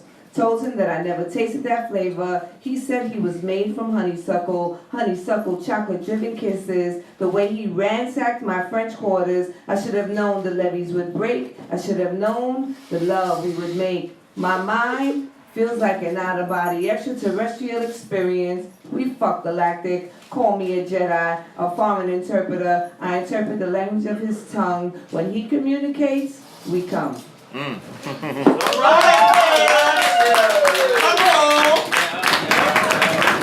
Judges, your score is on 1. 3! Hi, raise them high. Let's do that again. Judges, your score is on 1, 2, 3. I know we're all writers, none of us know how to count. From low to high, an 8.8, a 9.7, and a high score of a 9.8. One more time, sorry, raise them high. 8, 8, 9, 7. What was that one then? 8.8, 9.7, 9.8. Got it. Alright, boom, it never happened. Alright, master of scoring, what was Dennis Amadeus' score? A 29.1. A 29.1 for Dennis Amadeus. Give him a round of applause. Keep that applause going. Ashley Smedley is on deck. Coming to the stage. Big round of applause for Wallow Jones.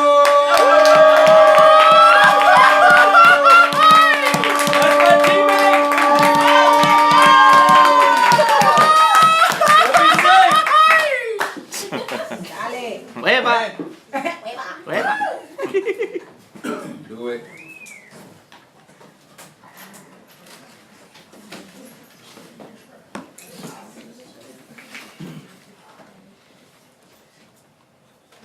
To the homeless man I ignored at the red light. My bad.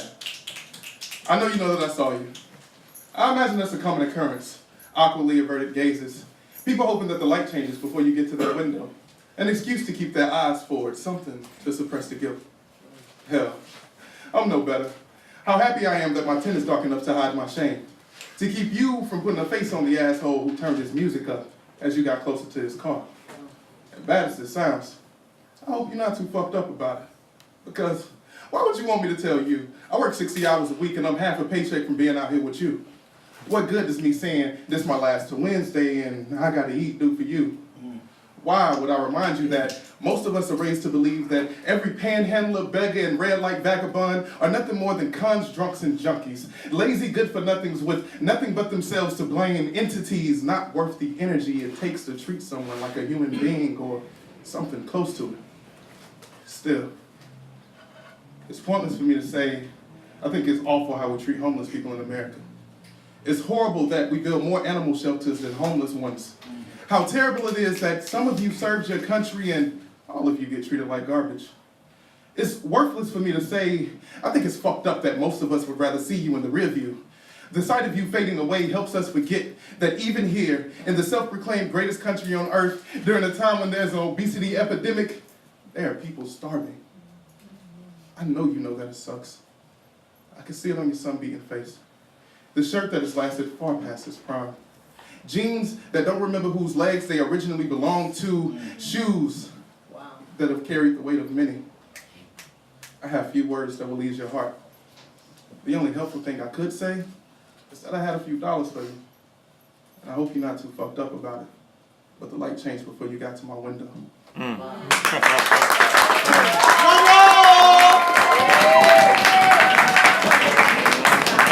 it going. Judges, your scores on 1, 2.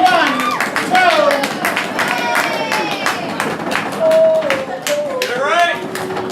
From low to high, we have a 9.8. And a pair of 10s. Master scoring, what was Mona Bidet score? 28.3. A 28.3 for Mona Bidet. Give her a round of applause. Keep that applause going. Kathy Kuhn is on deck. Keep that applause going. Coming to the stage is Ashley Smedley. She's on stage with everybody.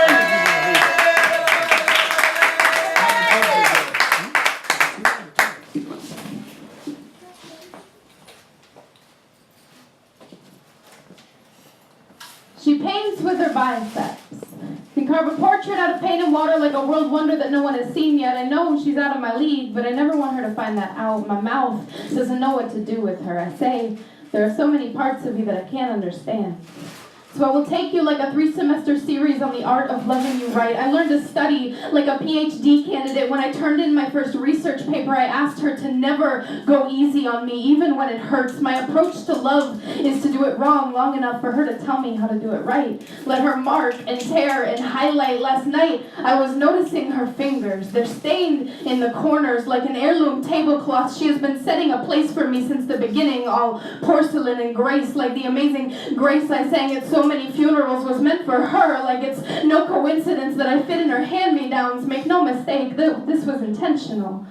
We lived on the same block for 10 years and I still got to meet her at the exact perfect time. I was carving out lines from my last breakup poem on my wrist and she was at the ready, an ace bandage willing to piece me back together. I remember our first kiss like it wasn't 1,220 days ago. Do you know what can grow in that kind of time? And I'm not just talking about lines to a poem. I'm talking about the fact that in the time I have been learning to love you, 2 children have learned to speak. There are trees that have grown 10 feet and baby, they're still growing. Every time I make you laugh, I can feel them stretch their limbs and I know that this road hasn't been easy, but do you know what is easy? Fast food and air fresheners, and I need you to know that you have never been an afterthought. You are the point in all of this, and when I read my heart like a syllabus, you are a prereq, and I've always been a teacher's pet, but baby, this is not just flattery. I will speak my love in public like a homemade car bomb, all flushed cheeks and batteries, and still, when someone calls our union a tragedy, we know there is no way the love that heats our bones could freeze someone else's, so the next time a stranger tells us that our love is unholy, I will slowly unpack back. All of the insults that have hit our backs to prove that even after impact we remain intact. And besides, there is nothing more beautiful than your thighs wrapped around me in the morning. I want to build myself into the perfect shape to carry your weight. Did you know that there are seabirds on the North Pacific that spend years wooing their lovers and then mate for life? I made you my wife so I could love you like that. Did you know that people who are in love are less likely to die of a heart attack? I made you my wife so I could love you like that. I don't want this to be easy. I want to feel so tired after a day of loving you right that I can do nothing but breathe.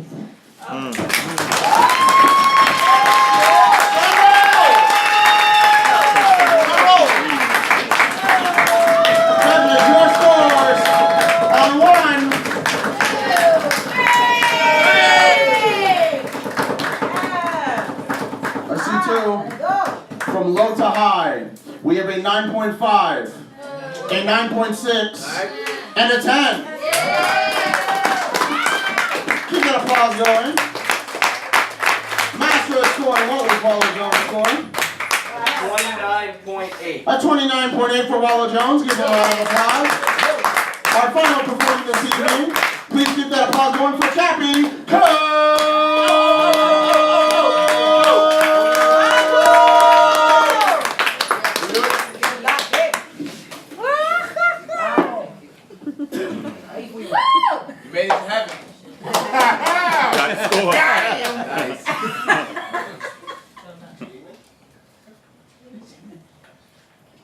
I caught a glance of a blur lurking in the corner of my room.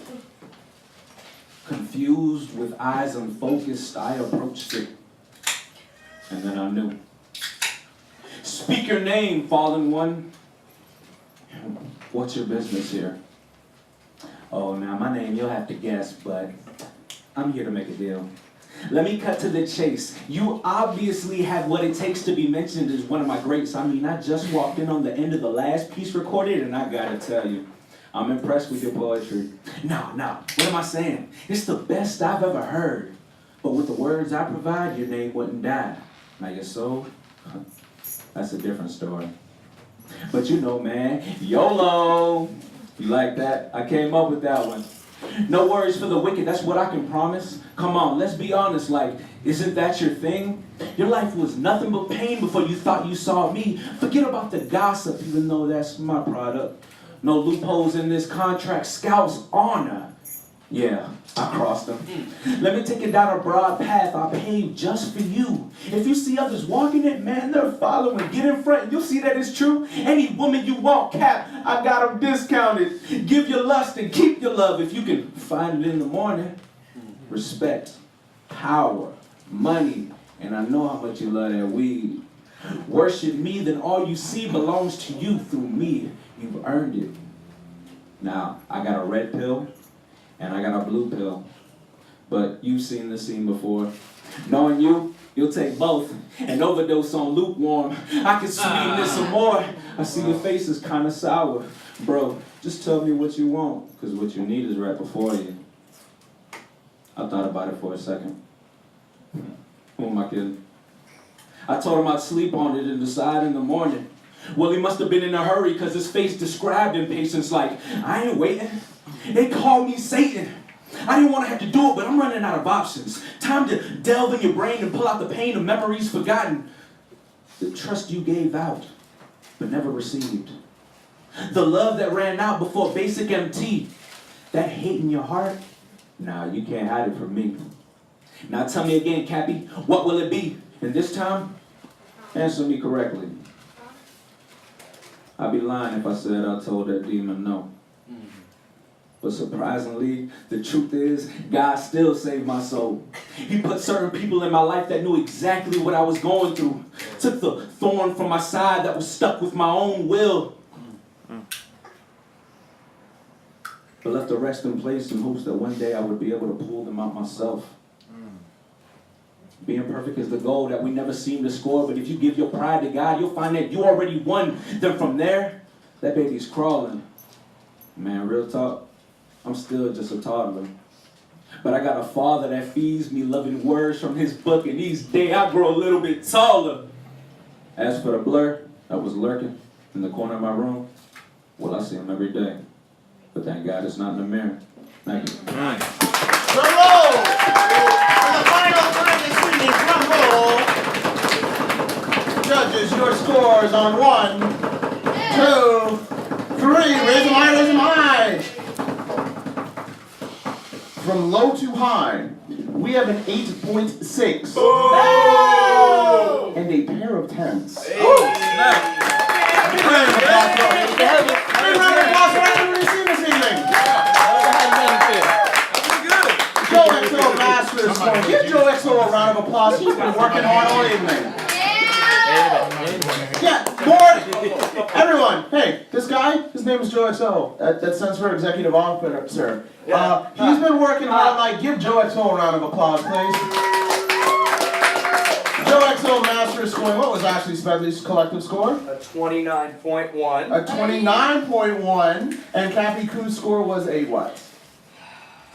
Don't look at me. After a 9. No! Hey! Yeah! After a 9-point time penalty. 19.6. 19.6. Where is he? Everyone? We know what we must do. That's me. You rat bastard! You ruined it for everyone. It was worth it. I did it for Jesus.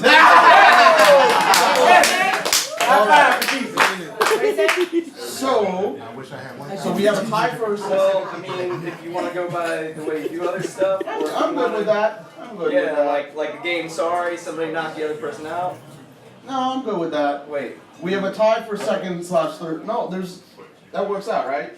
I break ties for third with haiku battle. I break ties for first with cumulative score, but we have a tie for second. You want to do a haiku battle? No, I don't. Yeah. I want to get a cipher. Wally B's in the building. Okay, yeah. Ladies and gentlemen, a big round of applause for all the poets you've seen this evening. Yeah. Keep that applause going, and you know what? We'll break it season-wide by score creep, or whatever. Everyone say we'll get a guy for that. We'll get a guy for that. Ladies and gentlemen, keep that applause going for the world-famous Milk Bar. Some of you have traveled all across the state to be here tonight, and across the country in Tavis' space. Keep that applause going for your half-hour spectacular this evening, Tavis Brunson.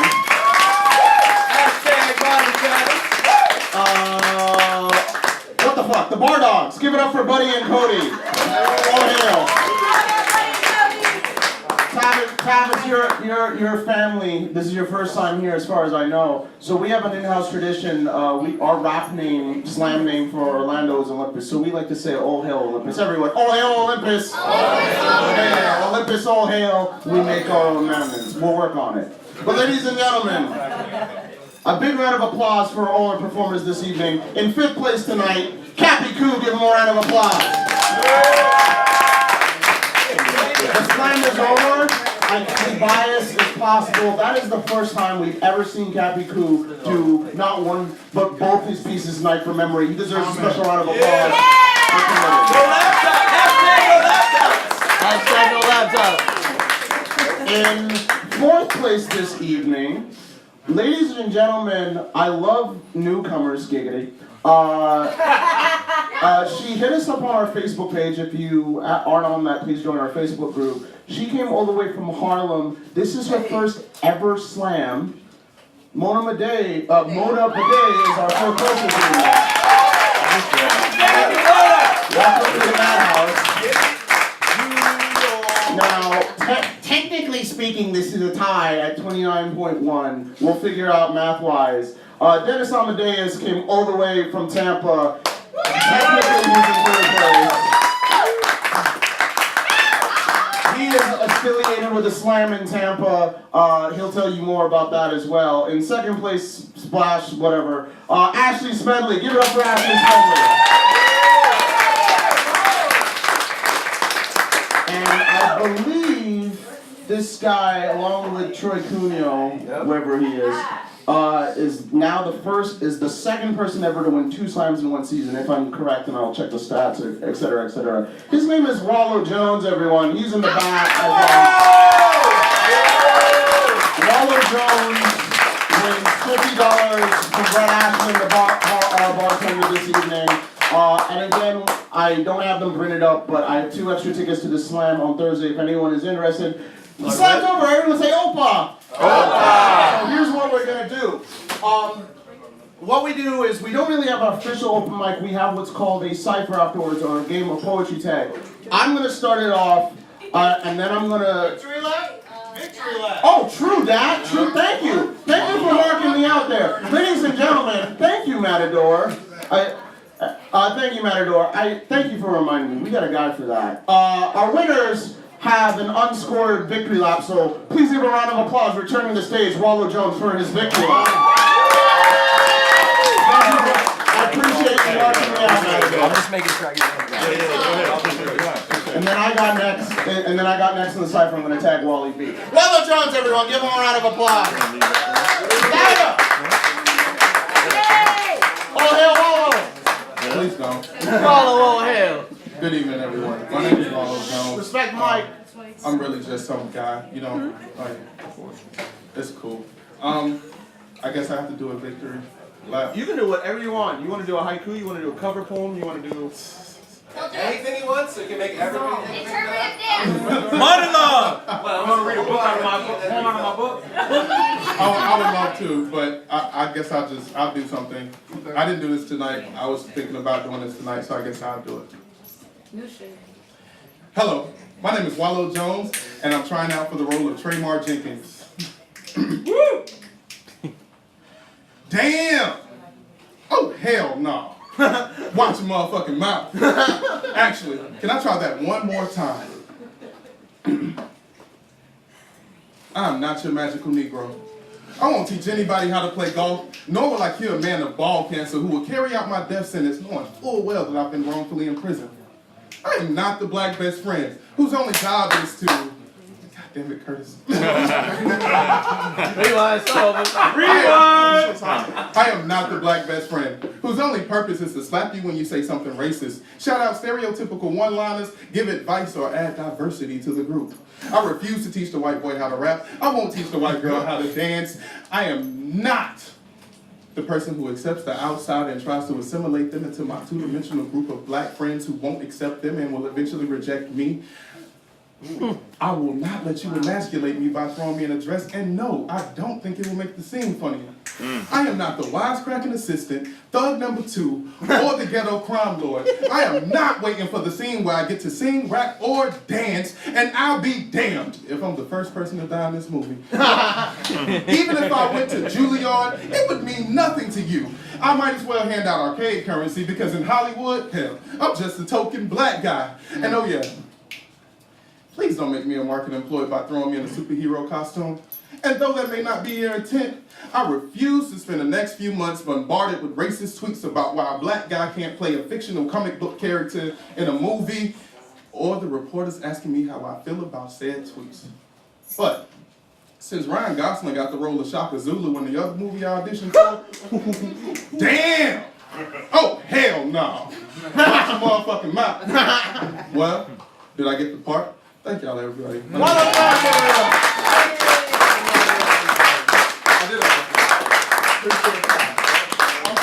Shout out to Wallow. That was from the prom. Gods of Egypt. They're all white. Ryan Gosling got the part. Ryan Gosling and Shaka Zulu. That's amazing. Ladies and gentlemen, big round of applause again for Wallow Jones and all the poetry team this evening. If you haven't already, buy merchandise from Tavis Brunson. If you could pass me the 11 cup, we're gonna do a second donation tonight. Is Faith Cohane still here? Did Faith dip out? I'm not sure.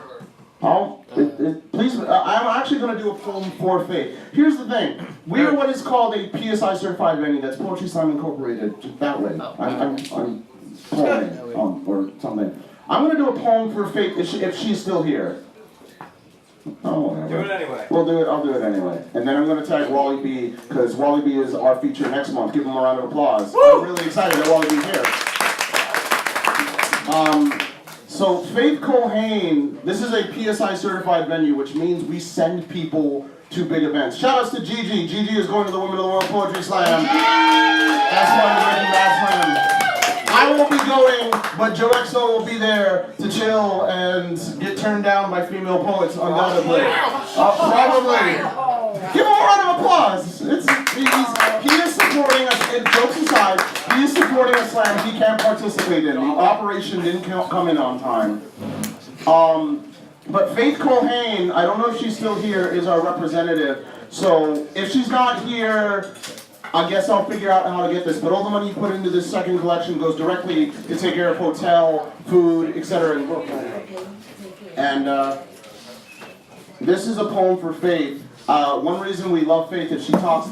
Not only does she talk the talk as a poet, she walks the walk. She doesn't come here too often because she works as a night nurse. So I'm going to dedicate this poem to her, and then I'm going to tag it off to Wally B. And whoever hasn't been in the slam, they get first dibs in the cipher. Did she leave? Was that okay? She's not here, man. She dipped out. Let's go, man. Let's go. Come on here. Do it for me. Fuck it. Womp womp. Jasmine has saved my life 3 times and I don't even know her last name. I doubt she remembers my face. She's a nurse at my local Centricare. I'm uninsured, still live with my folks. I've had chronic bronchitis and asthma since I was 6. My ex had this book called Your Body Speaks Your Mind. I can tell you the metaphysics behind almost any condition, how diabetics have grown bitter, lost their sweetness, how acne is your emotions boiling to the surface. A zit on your lip means you're keeping a secret. Outbreaks on your back mean you don't like showing your anger to the world. Pimples on your ass mean you'd rather sit on your rage. I can tell you which sides of the body are feminine and masculine. I creep out my friends when they stub a toe or sprain an ankle by asking if they feel they're moving forward in their latest relationship. When I meet people with asthma, I feel I already know too much about their mother. It's a metaphor for being unable to breathe on your own, bound to an invisible umbilical cord, the leash that chokes and smothers. There's no such thing as fathering. Think about it. My mother, Type 2 diabetic, can't stand me fresh out of the ER. Asthma is more than a breathing problem. Oxygen circulates blood throughout the nervous system. They don't call it an asthma cuddle or an asthma surprise party. An attack is more than drowning on dry land. It's veins in your forehead, coiling into crowns of barbed wire, joints freezing, feeling heavy, dizzy, constipated, stomach muscles seizing. My mom doesn't get the reason I talk fast after a tune-up is because at last my body's functioning properly. My brain thinking clearly. After a visit to the doc's office, I prattle on a mile a minute because the rush hits like oceans after levees have collapsed. I'm not high on adrenaline, just no longer breathing at half-mast. I can't tell Mom how blue the sky is. How my vision's gone HD because suddenly air's pumping fluid back to the vessels in my eyes. How some must feel after buying a new pair of glasses. I can't tell her some people take sight and breath for granted. It's a vicious cycle. How stress weakens the immune system, but hospital bills increase stress. Nevertheless, nurses love me. I think it's because after days of children crying over needles and wives worrying about husbands, they find my sense of humor refreshing. We're all gonna die. Might as well go out on a joke. The first time I met Jasmine, she re-entered the room after checking my wheezing, clutching a nebulizer like a suitcase, a mammoth contraption, twice the size of the one I had back home. I said, Jesus, that thing has its own rings and hydro. She shot back, and a banging system too. Laughter might be the best medicine. It doesn't mean I'm not scared. It doesn't mean I don't ponder how I'm going to make my future wife not worry. How am I supposed to be strong for her? The kids I'll one day have it. The man who's supposed to be their superhero gets undone by pollen season. No one wants to be seen as damaged goods. In Canada, we celebrate Boxing Day, the day after Christmas. You wrap presents for those in your life who provide you a service, traditionally maids and butlers. Today, you'd more likely give gifts to your mailman, paperboy, or barber. How do I repay someone to whom I owe my breath, my life 3 times over? How do I say thank you when I sincerely hope I never see her again? I want to tell her she's the reason I'm a poet. We're all going to die, rot and decay like mold on fruit, but anyone who dedicates their life to improving others, making sure they get the chance to be reborn right, deserves to be immortalized, even in a poem. I want to tell her she's the reason my kids will always refer to their waiter, cashier, janitor, the stranger taking their pulse by their name tag, because that's what they're for. The person serving you is just that, a person. Once we knew the names of our butcher or gas attendant. I'm sorry, Jazz. I didn't mean to turn you into some muse or mother. I can't stand these male poets who write love poems featuring women as nothing but physical objects. I find it disgusting. We know the names of actors and rock stars and our favorite poet, but not our pharmacist. Or the scientists spearheading breakthroughs in the fight against cancer, celebrities who actually improve our lives, athletes compare pro sports to slavery, but teachers and medical staff don't work for tips. Not that we can afford to pay them.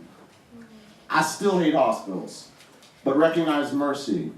When people change you, you start to see things with fresh eyes. I want to tell her, there's a lot of women rocking gems in place of stethoscopes, but even angels deserve compliments.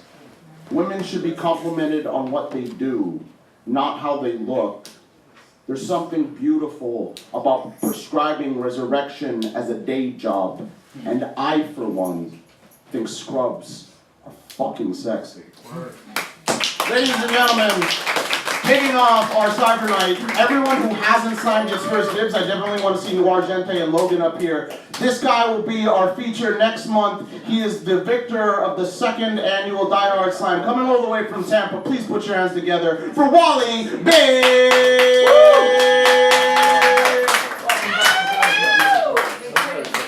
Also known as Darius Love Hall.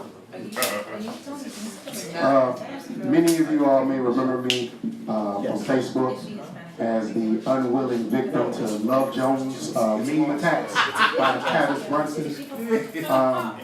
For those of you all that wonder why Wallow Jones and I have on the same shirt, it was Buddy Day at work. So, all right. Go in. Everybody over there, get on up. Everybody right there, get involved. Everybody right there, get into it. Everybody over there, get on up. Everybody right there, get involved. Everybody right there, get into it. Wait a minute. This is for every Bobby Bird two-stepping in the shadow of the mashed potato. For every John Stockton stocking packages for mailmen to pick and roll for Tonto, whose mere presence proves the Lone Ranger's name was alive. America has always been good at making people of color seem invisible.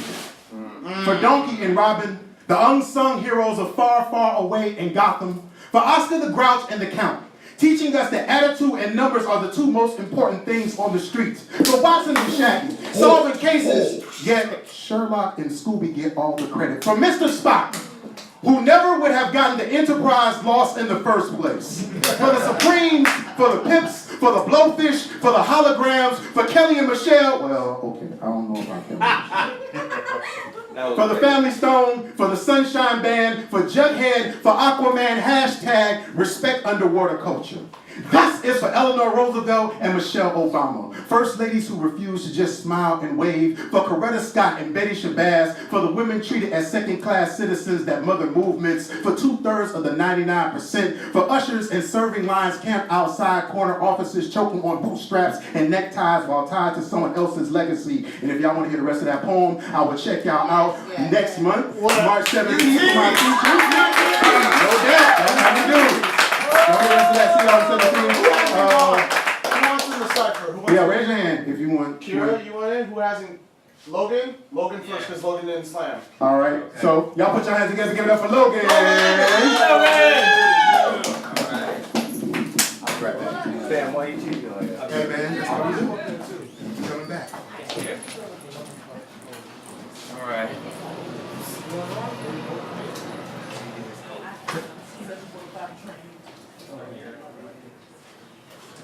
So I'd say I penned, but really I just thumbed this earlier today. Oh, you thumbed it, huh? I thumbed it.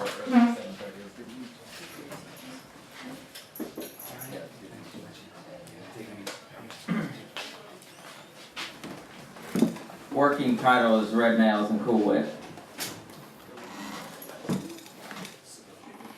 He had hair like it was styled by Cool Whip and red nails. He kept shifting like a finger belonging to someone only he could feel was circling the boniest ridges of his spine. If a cock had teeth, they'd be his smile. His green-gray shirt fit like the cover that came from the Porsche Carrera and matched the iron filing shade of his jeans, an ugly color on anyone. Stubble broke through his cheek skin just enough to be a postcard for a jaw on the edge of amber sky, like a field of wheat being between seed and harvest. How a picture of golden dusk over wide open space is sexy in theory till you're stuck there. When his phone buzzed, I imagined there was a swirl of blood rushing round his pelvis. He tended to the tingle with the superstition of a game show contestant quicker than I would, where I'd let the energy linger a bit then stop the pulsing just before voicemail. He did not say hello or speak the name of the friend or significant other. He demanded like a hard-on for dessert, talk to me. Are you fucking kidding me? You're not a stereotype, you're Dolby 5.1. All you're missing is highlights. That's it. Logan Anderson, everyone. Who gets the flag? That's awesome, man. No Argente, everyone. Give him a round of applause. Or better known as Black Gentleman, if you're Black Nothing gentle about that, man. Logan, see, don't let me have to bust you out, man. Look, what was that you said the other time? I got a card. You got a black card? And Logan told me this story maybe a couple of weeks ago about him hanging out with a couple of brothers, and he said, man, you got an honorary black card. We're gonna give you an honorary black card. So now Logan is like Facebooking all of his black friends to find out exactly how far he can go with it. Couldn't reach any of us. He's like, what is the use of having a black card if I don't know how to use it? It was funny when Logan said it. Yeah, I'll tell it later. Good. Anyway, wow. I'm not touching anything. I don't know if I'm happy or sad that Tavis is not going to hear this. Tavis said he was an ordained minister. Well, this ain't what he thinks it's about. Well, this is not what you think this is about. Thank you. This is about something else, but you can believe whatever you like. It's how it affects you. This is called The God That Be Blessing America.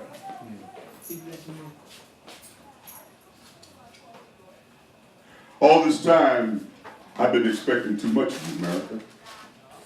All this time, I've been wrong for thinking it's your fault. But I just realized you can't help it. You wasn't born bad, though you might as well have been. It's your God that screws you up.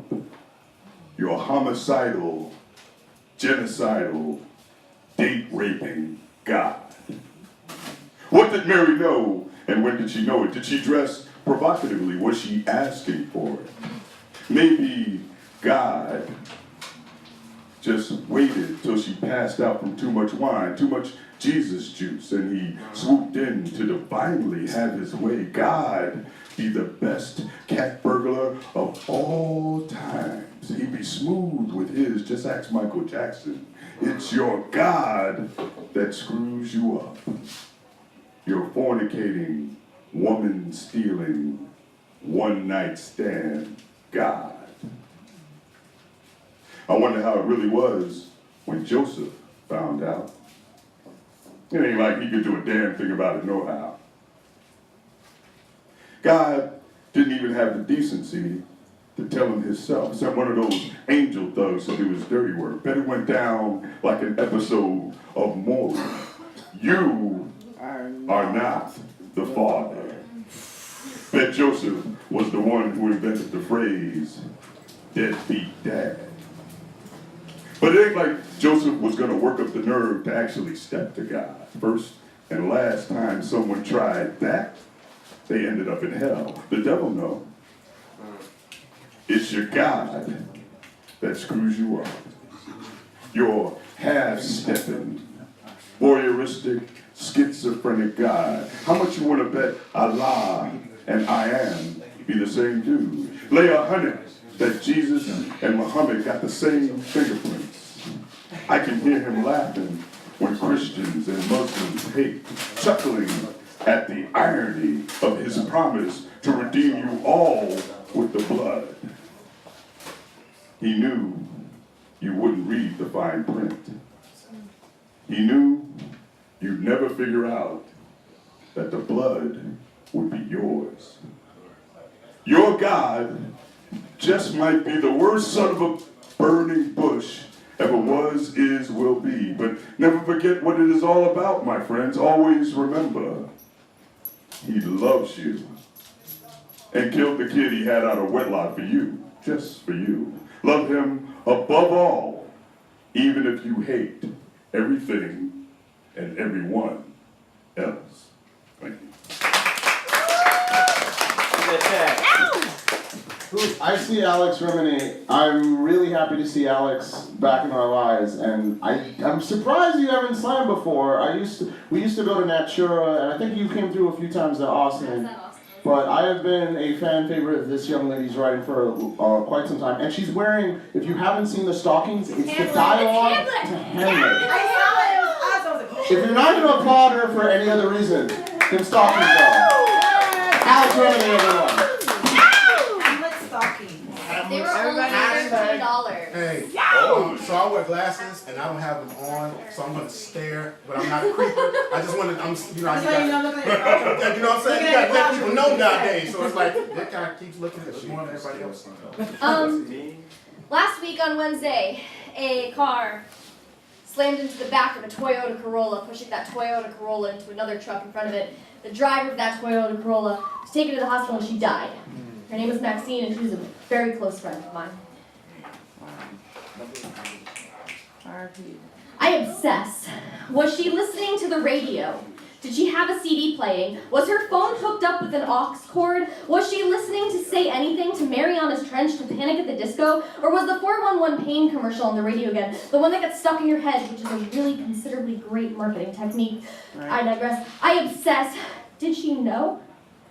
I obsess. When did she glance up and see the truck barreling towards her? Did she know? Did she brace for impact? Did she look around for an escape? Did she know? Was she wearing her seatbelt? Of course she was wearing her seatbelt. Did she know? I obsess. Why didn't he stop? Why didn't he notice she stopped? Why was he on his cell phone? How fast was he going? Did she know? Could she hear the moment of impact, the metal on metal shriek of pain, the snapping and crunching of a vehicular skeleton? Or did silence permeate the moment before impact, slowing everything down, speeding her heart rate up? Did she know? I obsess. When did she lose consciousness? What broke within her? Did she know? What went through her mind before everything went black? Who did she think of? Did she know? When did she accept it? When did she stop fighting? Did she know? I loved her. I loved her. Did she know? Did she know? Thank you. Oh my God! Tag somebody! Kira looks like she's about to pee. She's like crossing her legs. Kira, tell the rest of her turn I didn't see the shirt before. Well done. That's an amazing shirt. Thank you. You don't know conflict. They slid war under my door and into my home when I was 12. It won't leave. Administrations left office, but not till they administered wounds to my father's brain. PTSD. Please touch someone different. Please take someone different. Please take someone's dad, just not mine. I've been fighting a war I didn't sign on for. Since before breast covered this bullet whose heart they broke my father. TBI. Tasting. Boys. Ignorance. Taking. Boys. Innocence. Traumatic brain injuries. My dad went to them. Bought by promises of security and safekeeping for baby girls to come, beaten down by divorced worlds. Uncle Sam was my dad's closest thing to a parent, and he beat in his brains a mind near lost to the fogs of war. My dad used to bring my mom flowers.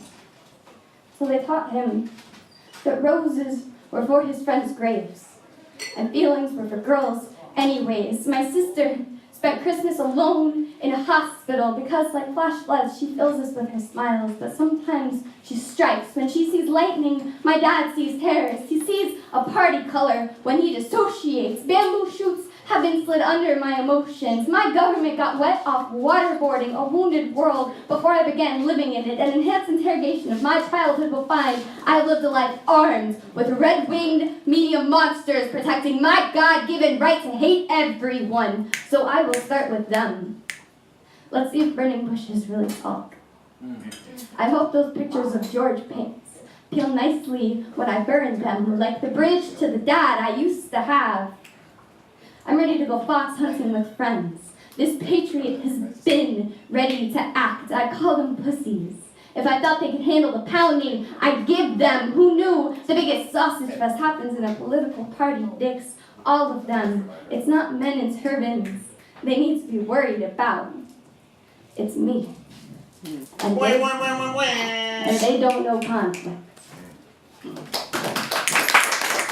On Saturday, at the Sleeping Moon Cafe, I'm doing a feature thingy. Joe XO is going to read you a poem, and it's going to be really great, and you guys are going to start clapping right now because he's making me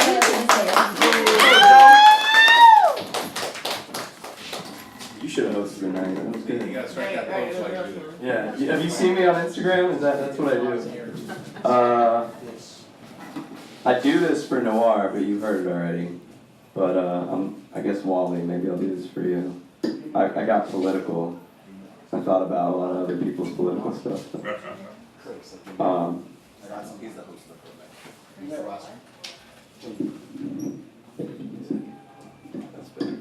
Feels right.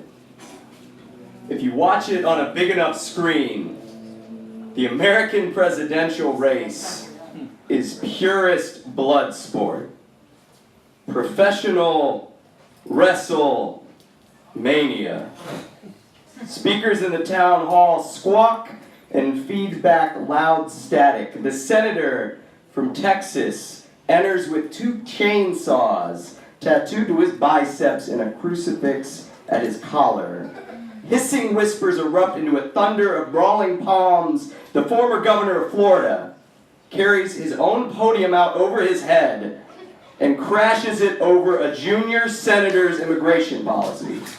There's something to be said about hands that can only point across the stage, or the aisle, or the ocean. The winner of the Money in the Bank debate shouts loudest from the turnbuckle. Pockets are broken open and index cards full of 4-letter words litter the mat. The neurosurgeon takes a nap backstage. America cheers and slurs and curses about wars and their taxes. Up next, the oldest Hall of Fame inductee takes on the most hated diva in a cage match. The Royal Rumble of voters is a meek blip of social media notifications, a small metronome of a skipping heartbeat. Bush and Clinton are still alive somewhere, but my country is brain dead gorgeous. America, belligerent in noise. America, headshot from toy gun. America, drunk with arrogant. America, one color blank pages. America, violently self-inflict. America, heavy hate champion. We wear this belt proud, like our pants aren't already at our ankles in cold weather. Thank you. This guy, You didn't do shit yet, did you? I farted. Did you shit yet? No, I shut Oh, okay, well come up here and be presidential. I'm Do some dead. shit. Any fingers, everyone.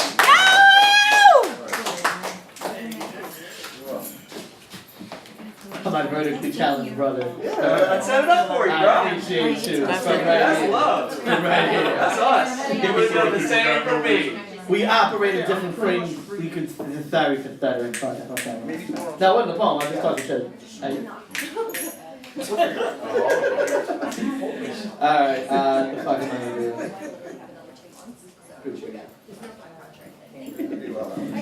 Alright, yeah, we were talking about Irish earlier, right? Yeah, oh, I was talking to you about Irish, you were just listening. And you said, tell them why you mad. So yeah, we'll go ahead and do this piece. I spit this piece on Wednesday. I'm going to do this piece for you just so you understand how I feel about Irish. Got you. Oh, okay. He knows. Alright, I'm gonna start class stabbing now. In my travels of poetry, I've come across 2 types of poets. I've come across poets who like rhyming and poets who don't like rhyming. Now make some noise if you like rhyming. Yeah! Orlando say what? Yeah, I'm fucking lying. I know that. Alright, make some noise if you prefer no rhyming. Alliteration above all. Oh, California, New York, Austin, Texas, what up? Alright, now, how do you... That's just terrible. That's just terrible. Alright, now, out of you poets who prefer no rhyming, I want some honesty out of you guys. How many of you think rhyming is inferior? Yeah, I see you, Joe. Well, this is a poem that does not rhyme about poets who look down on rhyming. Put Eminem does this easy. Anyone can do that. It is offensive to me that rhyming is a capital sin at your church of stroke and ego. I let that breathe for a second. Whoever wrote The Raven to you must have been a drunk. The author of Romeo and Juliet, oh, he was just a drama queen. And Beowulf, oh, that was just a kid's fantasy. Now let me be clear. I am not the happy hippie humble orator. I am a street poet. I bathe in sarcasms and cuss words. You bathe in feelings and emotions. Yet I do not think less of you. Not the way you look down on my kind. The vernacular labyrinth architects of the poetry world. My function is not to write verses full of diarrhea and trails. My function is to lace a sentence with so many layers that very fabrics of reality rip and tear the moment these lips part ways. These ideas shall not be handcuffed because your feelings suffer nicks and scratches whenever my liquid sword flies. You write with a quill and feather. Cool. I engrave with the machetes my forefathers used to cut sugar canes in the fields of the Caribbean. The round blade immured between my thumb and index. You write on paper. I carve on redwoods in the forest of Arcadia. That place that your subconscious dreams of, the very concept your religion rejects. The weight of my words bring my canvas to its knees and face the sky before the fall. And I ask you, if I perform this poem in the empty theater that is a performance sublime, when my words land, do they make a sound? Or did you shut off your microphones because somewhere in my speech 2 or more words sounded alike? What I see is pretentiousness disguised as nobility. But I've been told rhyming is unoriginal. Well, maybe I should do something original. Maybe I should take a question asked in casual conversation and give you an over-the-top response and overwhelm you with emotion. Or maybe I should do something really original, like a counting poem. Because nobody does those. List of things that ran through my head while I was writing this piece. Aha! 1. Poetic prejudice. 2. Literary lynchings. 3. Rune bigotry. 4. Writing racism. 5. Alphabetic bullies. 6. Rhyming is limiting, but haikus are awesome. 7. Hashtag rhyming poems matter. Your response? Hashtag all poems matter. You claim a want to spread poetry to all the round edges of the globe. Yet only the poetry you like. Spreading caged freedom is like teaching poetry written by Dick Cheney. A tradition that has been since before the Iliad. How can you possibly look down on the works of Homer, Socrates, Oscar Wilde, Robert Lee Frost, Maya Angelou? Who amongst you has the balls to say Pac was not a poet? I see no freedom writers. Only dictatorship tongues covered in pointy white hoods with poetry spray painted across your chest. You probably think Dr. Seuss is trash. Oblivious that the cat in the hat is an immortal. And you may find what we practice to be underwhelming. Understand that the feeling is reflected with a mirror the size of the Hubble telescope. We are not impressed by what resembles blogging out loud laced with quotables, so please excuse me if when I speak my piece, I wish my piece to have at least more intricacies than a 4th grader's speech. So allow me to address the congregation of stroke and ego, where every member fancies themselves a deity, yet none have the fractional status of a demi. You are the voice of the voiceless. You have the power to change the world with a stroke of your pen, so stop pushing the innocent closer to suicide with strokes of your ego. The truly blessed understand art is not diminished because of the crate it was delivered in. Cut the umbilical cord to your pride that you so desperately cling to. Set your pen free. Come change the world with me. Come be a poet with me. Oh, you didn't like my poem then about that.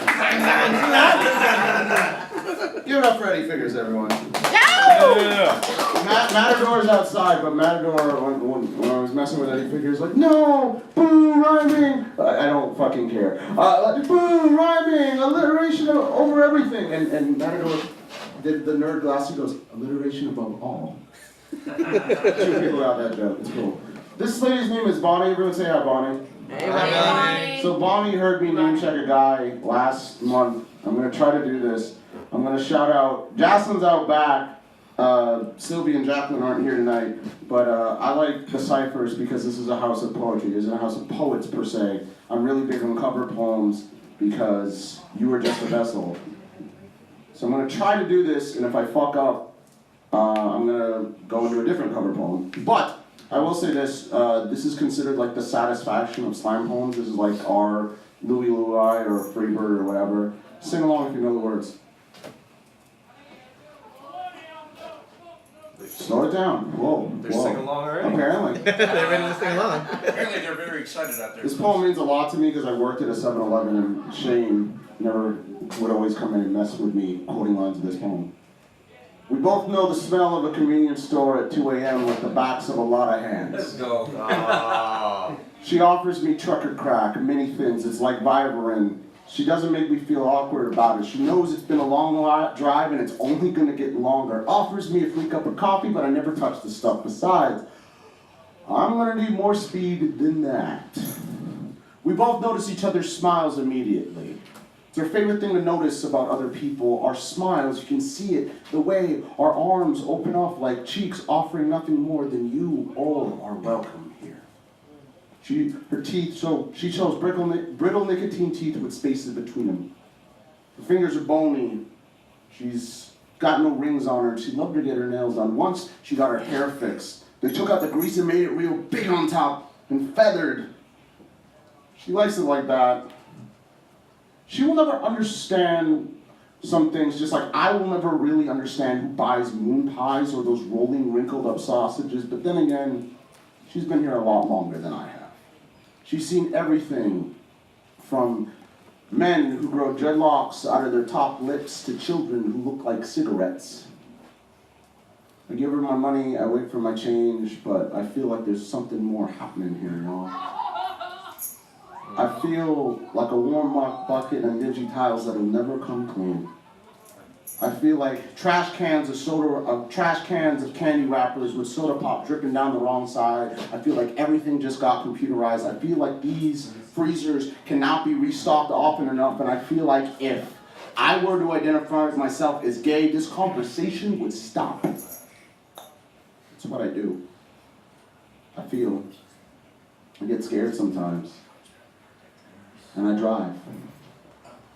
But in 1 minute and 48 seconds, I'm gonna be out of here. I'm gonna be out of this convenience store. Well, there's a woman behind a 4-micro counter somewhere in South Dakota who wants nothing more to hear my whole story. Oh, 92,775 miles over. I can feel it though, y'all. She's heard more opinions and truck or small talk than kids. Then Santa Claus has made kids happy, so I only find the nerve to tell her the good parts.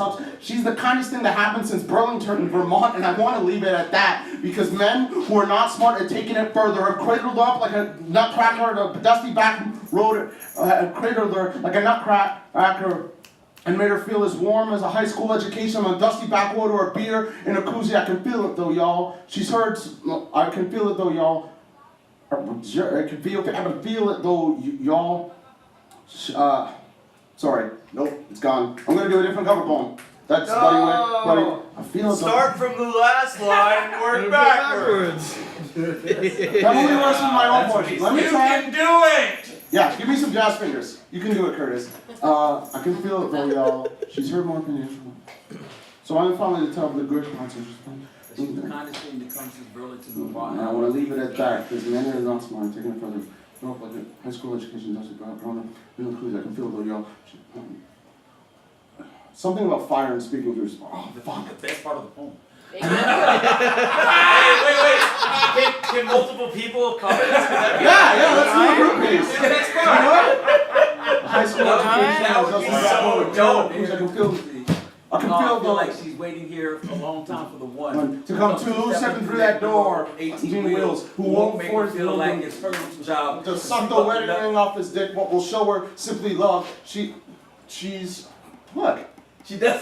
She doesn't need a man, but she doesn't know that I'm really hoping like hell she doesn't know that I'm the one, because the only time I'm gonna see South Dakota again is in a Van Morrison song. Late at night, I promise. Y'all, I feel like she's 31, I feel like she's 37 years old, wearing 52 badly, dying inside, like certain kinds of fires dance through you, a forest, if you weren't so taken with sparks, but she has not been given those words.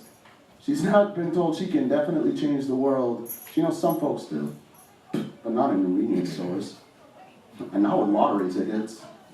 So, I finally asked her what I've been feeling this entire time, getting scared like I do sometimes, getting really, really ready to drive. I asked, is this it for you? Is this all you'll ever do? Her heart fell crooked. The pasty, tightly strapped in pasty skin fell loose. Her heart went crooked. She said, not knowing my real name, I can tell, buddy, by those many things in the way you drive, we're both taken with novelty. We both believed in mean gods. We both like to spend our money on things that break too easily, you know, like people. I can tell you think you've had it rough, so you should definitely know that it's what I do. I dream, get high sometimes, and I am going to ride out of here one day. I just might not get to drive. Buddy, wait for it, he's okay. Did you not, you slammed against him in that bout. Yeah. You did. I'm gonna call my friends, I'm gonna call Tavis back to the stage if he's willing to accept the poetry tag, because he's, or are you out of poems? Thanks for that assist. That was hilarious. Gigi's hungry. I'm gonna tag Gigi and we'll give her a round of applause. That's my teammate though. That beauty. My teammate. Why, thank you, Eddie. I really appreciate it. My teammate. All right, in honor of Black History Month and Valentine's, there you go. we're going to do this poem called X Marks the Spot. Let me get my life together. Oh yeah, it's right there. Be safe. If you're not careful, the newspaper will have you hating the people that's being oppressed and loving the people that's doing the oppressing. Malcolm X. Malcolm was a fine man. I said to my sister out of pure admiration. And Martin Luther King was too. She replied. But no, really, Malcolm was fine. And she said, and Martin was too. I'm so glad we was on the same page. This is freaking glorious. Because at least somebody understands that for at least the last 20 years of my life, I have been secretly crushing on this dead man. I'm dead. Man, I can't believe that I'm admitting this, but as an official Nubian goddess, I feel like I'm next in line for the young reincarnated Malcolm or his equivalent. Now, no disrespect to Miss Betty Shabazz. I know that's your wife. And never mind that I heard that you wasn't the most faithful in your time.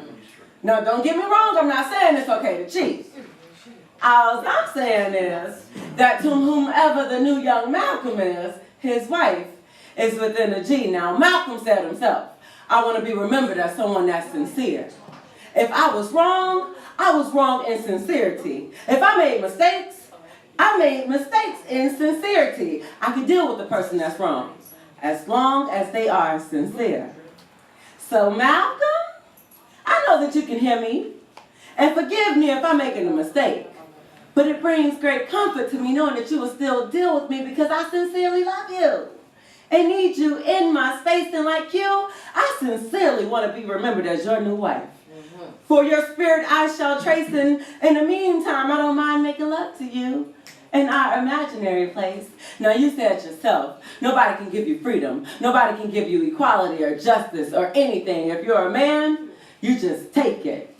Well, Since you're my man, you already know it's just us and you can have anything you like and my body is equally yours, and my labia major and minor are just lip-shaped doors to freedom, waiting for you to take it. Ooh, the steps to run through. Ooh, easy now, you animal. Come expeditiously to G. I have a legendary spot for you, deep like silk, milk. Inside of G, you said a man that stands for nothing will fall for anything. Well, Malcolm, you can just lay down while you stand up. And when I fall, it won't just be on anything done. You know you had a lot of kids, which means my baby is King Dangling.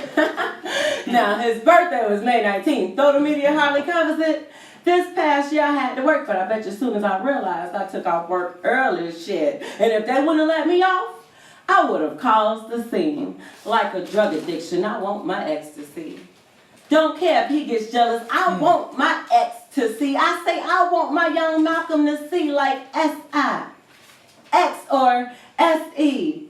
X, yes, X, sex. I say yes. Successfully sex me by any means necessary. All right. Yeah. I love that we have sexy boys. Yeah, that didn't see that coming. Hold it down, Fuji! Yo! Is there anyone who wants this mic? Ray, Ross? Logan? I do want to point out, thank you for doing a sexy poem. This is, you can't spell Gigi without two G's. Hey, bud. Mona, yeah, that's called a pun. You're welcome. That was for free. Mona, on the way here, she said, I picked her up from whatever Cadillac, blah, blah. So it was really funny in the car on the way here that she said she not only had never signed before, she goes, I have erotic poems. I was like, yeah, I almost caused an accident. Yeah, more sex poems. Revolutions and politics are cool, but this is the house of gay poetry. We're called safe words. She's safe. Can I do another one? And we don't be safe. G, can I pass her the tag? Yeah. Welcome to the house, Mona. Return to stage. What would you put behind me? I'm not going to do an erotic. I'm going to do, I'm from the Bronx, from the South Bronx, right? But I live in Harlem. What up? Right? South Bronx. So I'm going to do a piece called Represent Harlem. El Barrio. My ode to Harlem. True. Long Island, then what? From 96th Street to 125th, across 110th Street, where the vendors been, hustlers hustle shea butter, 2 for $3. Catch me spitting solo or in a group of 5. Whether St. Nick's Pub, Lennox Lounge, or coasting down Riverside Drive, call me Harlem. I'm that old man at the local Popeyes. He's asking for change. I'm that young boy walking St. Nick, conversing with himself. He's forgotten his name. I'm the smell of Harlem. Arroz con pollo mixed with African mutton. I'm the Bible-toting Israelite, the Muslim who'll stop at nothing. Call me entertainment. It's Apollo time. Call me world famous. It's Harlem time. I am Harlem's daughters and sons. Etch my name on Harlem's mural like County Cullen Copper's son. Catch me tap dancing, I'm just like Sammy. I'm singing the blues, yeah, I'm Sarah Vaughan. Reliving the legacy of Malcolm at the Autobahn. I am the Cotton Club and the Savoy. I'm Connie's Inn on Lennox Lounge. I'm that Harlem Day Parade. I'm uptown bound. Call it 22 West, 135th and 5th. Harlem produces the best. Call it nature's gift. This is Harlem. We be those Harlem ballers dropping 40 at the Rutgers. Even out of town they say, you from Harlem, motherfucker? Like you've never seen the Jazzmobile or heard about those boys over on Sugar Hill. Shit is real in Harlem. Check the Polo Grounds, Manhattanville or Grant houses. This right here, me, yeah, I'm Harlem. I'm being Brooklyn. Represent. Straight up represent. in a couple weeks. That was good. Yo! Hey, so look, this is my mic, but Brett's not even back yet, so we'll keep it going. Katie, you want to get up here? Sure. Okay, Katie walked into the middle of this and want to get on the mic, so let's put it together for somebody who's never been here before. Hold it down, Katie. I just moved here from Connecticut, so this is pretty cool. Alright, welcome. So I'm basically going to do this off the top of my head. But Hey, freestyle. sometimes when I'm walking, I can feel the ground beneath me greasing slowly, making a big gap between where I need to be and where I am. I'm going to look behind me. I can just see the ground crumbling down. Like a flood of acid coming into my brain, making all the colors swirl into something I've never seen before, making the flowers grow into a shape I've never seen. And I wish that I could respond to anything that the world is telling me to do, or want, or see, but I can't.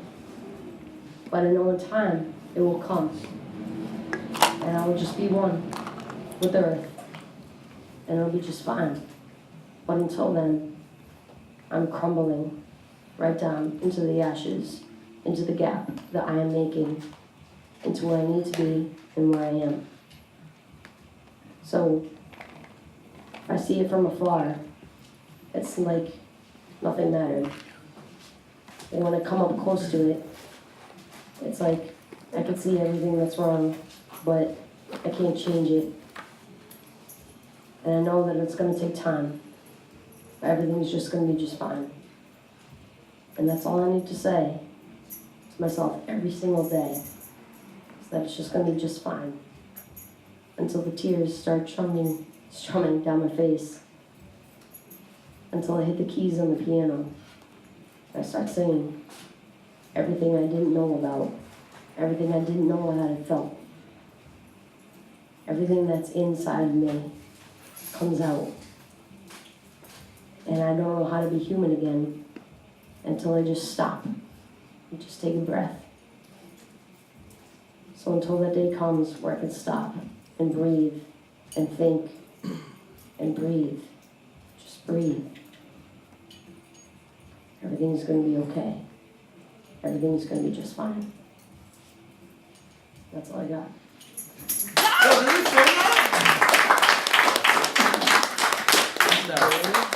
You freestyled that. Yes. Yeah, so give her a round of applause. I can't freestyle with the shit. You freestyled last time. Our next slam will be second week. I know. I will add, I don't know who wants the mic. I see Jocelyn and Matador here. I'm gonna tell neither of you want it? Hey, do something now, for real. My man traveled far to see you, Matador and Jocelyn. I've been talking you up. I haven't really, but I thought I He said, oh wait, when he walked in the door, you weren't here, so. Matador's not gonna do anything? Why am I here? Why are you here? Why are you here? Oh my God! Well, give me a second to find Okay. Don't be a bitch, Matador. Yo, let her and then Matador.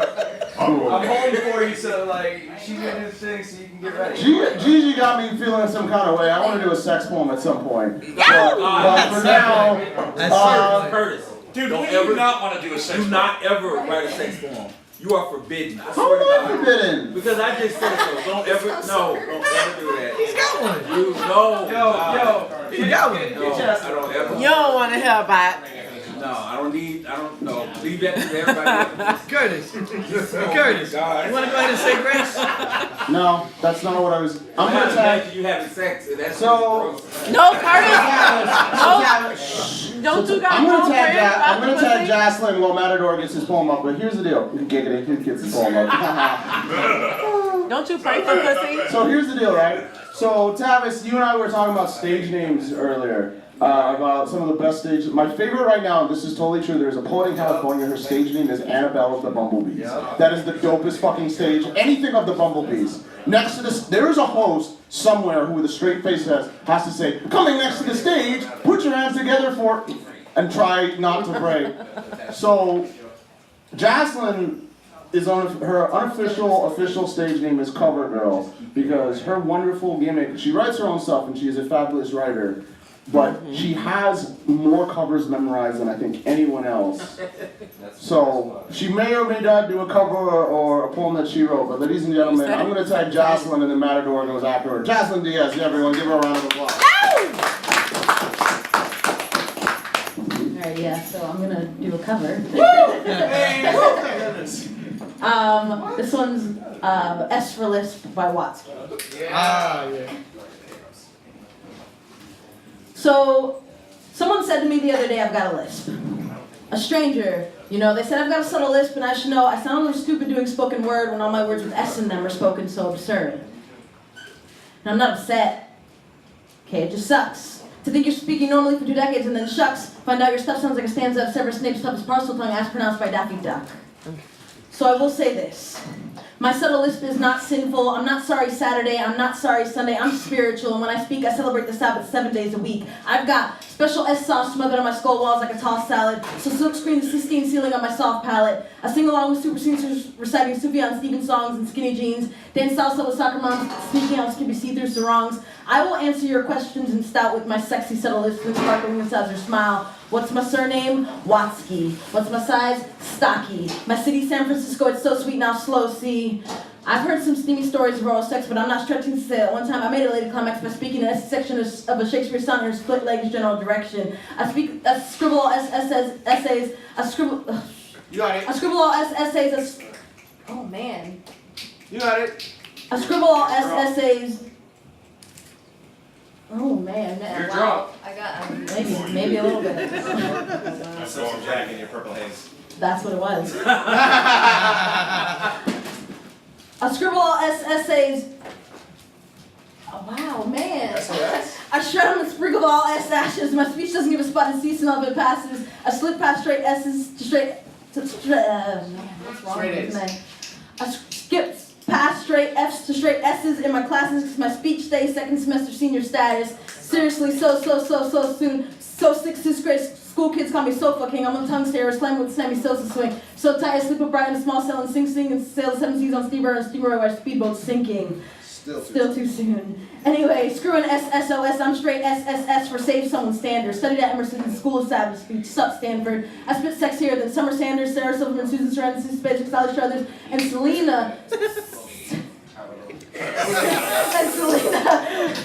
Spooning and 6-way same-sex all S celebrity civil union. So, you can slander the gay lisp, and I will slip you a solid list of friends, or 60% of Emerson who, lisp or no lisp, will stomp, spit, stay pissed, and start all over on the racists. You can say the South Korean stereotypes, the Sambo shtick, the sexist shit is sickening, and if you suppose your speech is normal, because your impediment is listening. Speak for those of us who have something special. Wow. Speak for those of us who have something special. Set us aside from our. It begins with S. Accents, our stammerers, our southerners, our stutterers, yes. I will spit a sick and stick to never skipping S because I was sucking on a soup spoon and I sucked it. I was sucking on a soup spoon and I suckled it to sterling silver. Simple, supple, super circus thing, watching sister seen it. Syllables coming as often smoother. There's a place over second dash. I said oxygen. Let's go. Once instead of speaking, you should see that I will not desist. I'm sorry if you don't like a subtle lisp, but you can simply suck on this.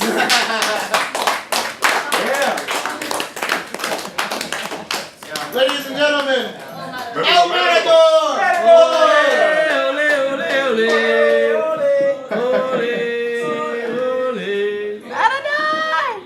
I've been waiting for this all my life. So I'll make it. Now I'm guaranteed to fuck it up. No, I will kick you in the mouth if you do. It's a good thing I'm not doing this from memory It's a then. good thing I can't pick up that fight. Joe, I picked this one for you.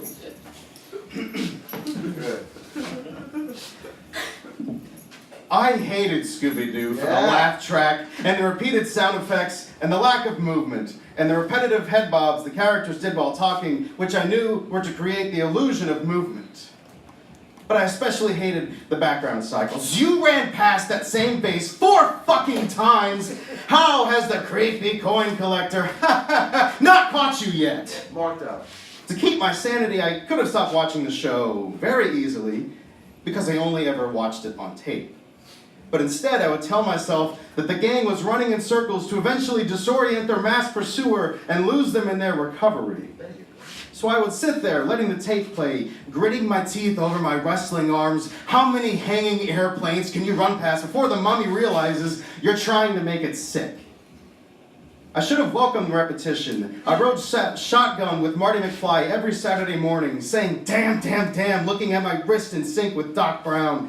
I listened to the same songs and the same albums. I used my shoes to paint the same paths in the same hidden corner of the playground at school during every recess. And maybe it's because I liked hearing my mom shout at me, why do you bring the playground home in your shoes at the end of every day? But I never could stomach Shaggy and Scooby and the gang fucking running in circles. I was too smart for their bullshit. Who the hell did Hanna-Barbera think that they were fooling? But I watched the show anyway, on a format I controlled. And I guess we all do things we don't like doing, or at least that's what people like telling me. And they add that it's a mark of maturity, and maybe it made me feel mature at 9 years old. Still, I hated those background cycles so goddamn much. I'm surprised I didn't yank out more of my teeth watching the show.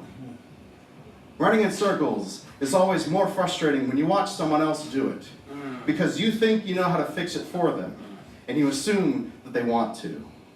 I've been running in circles since high school, and Curtis, keep your hands away from me. I kind of like this, because the ground I circle is familiar. The water you promise is miles away on foot. And after 10 years, my stomach has learned to deal with all that sloshing. Have I told you how much I hated Scooby-Doo when I was a kid and had yet to learn that being mature meant accepting your rut until it finally got too deep to climb out of? Those shitbirds always ran in circles. And I finally figured out why. Olé! Olé! Thank you. Who hasn't? Is everybody gone? Or? Ray, you weren't in the cipher. I tag Ray then. You don't. Put your minutes, everybody. So excited.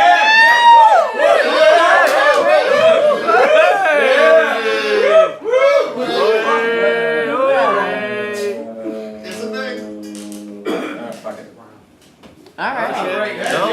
Whoa. Hold it down there. You coming out the jacket. You know we want to hear it. It just got real. Let me break it down to the best of my ability, that which I designed to obtain from my ability, my potency, in this life, my reality. The end result of an equation whose answer is greater than the sum of its parts, leaving no remainder. And maybe later you can tell me if I deserve what I want, but first reserve what you think, and please preserve your patience. Just be sure before judgment that you know what I meant about the seizure at my heart's leisure, of what I want and what I need, of what I hold and what I need, of what I buy, what I bleed.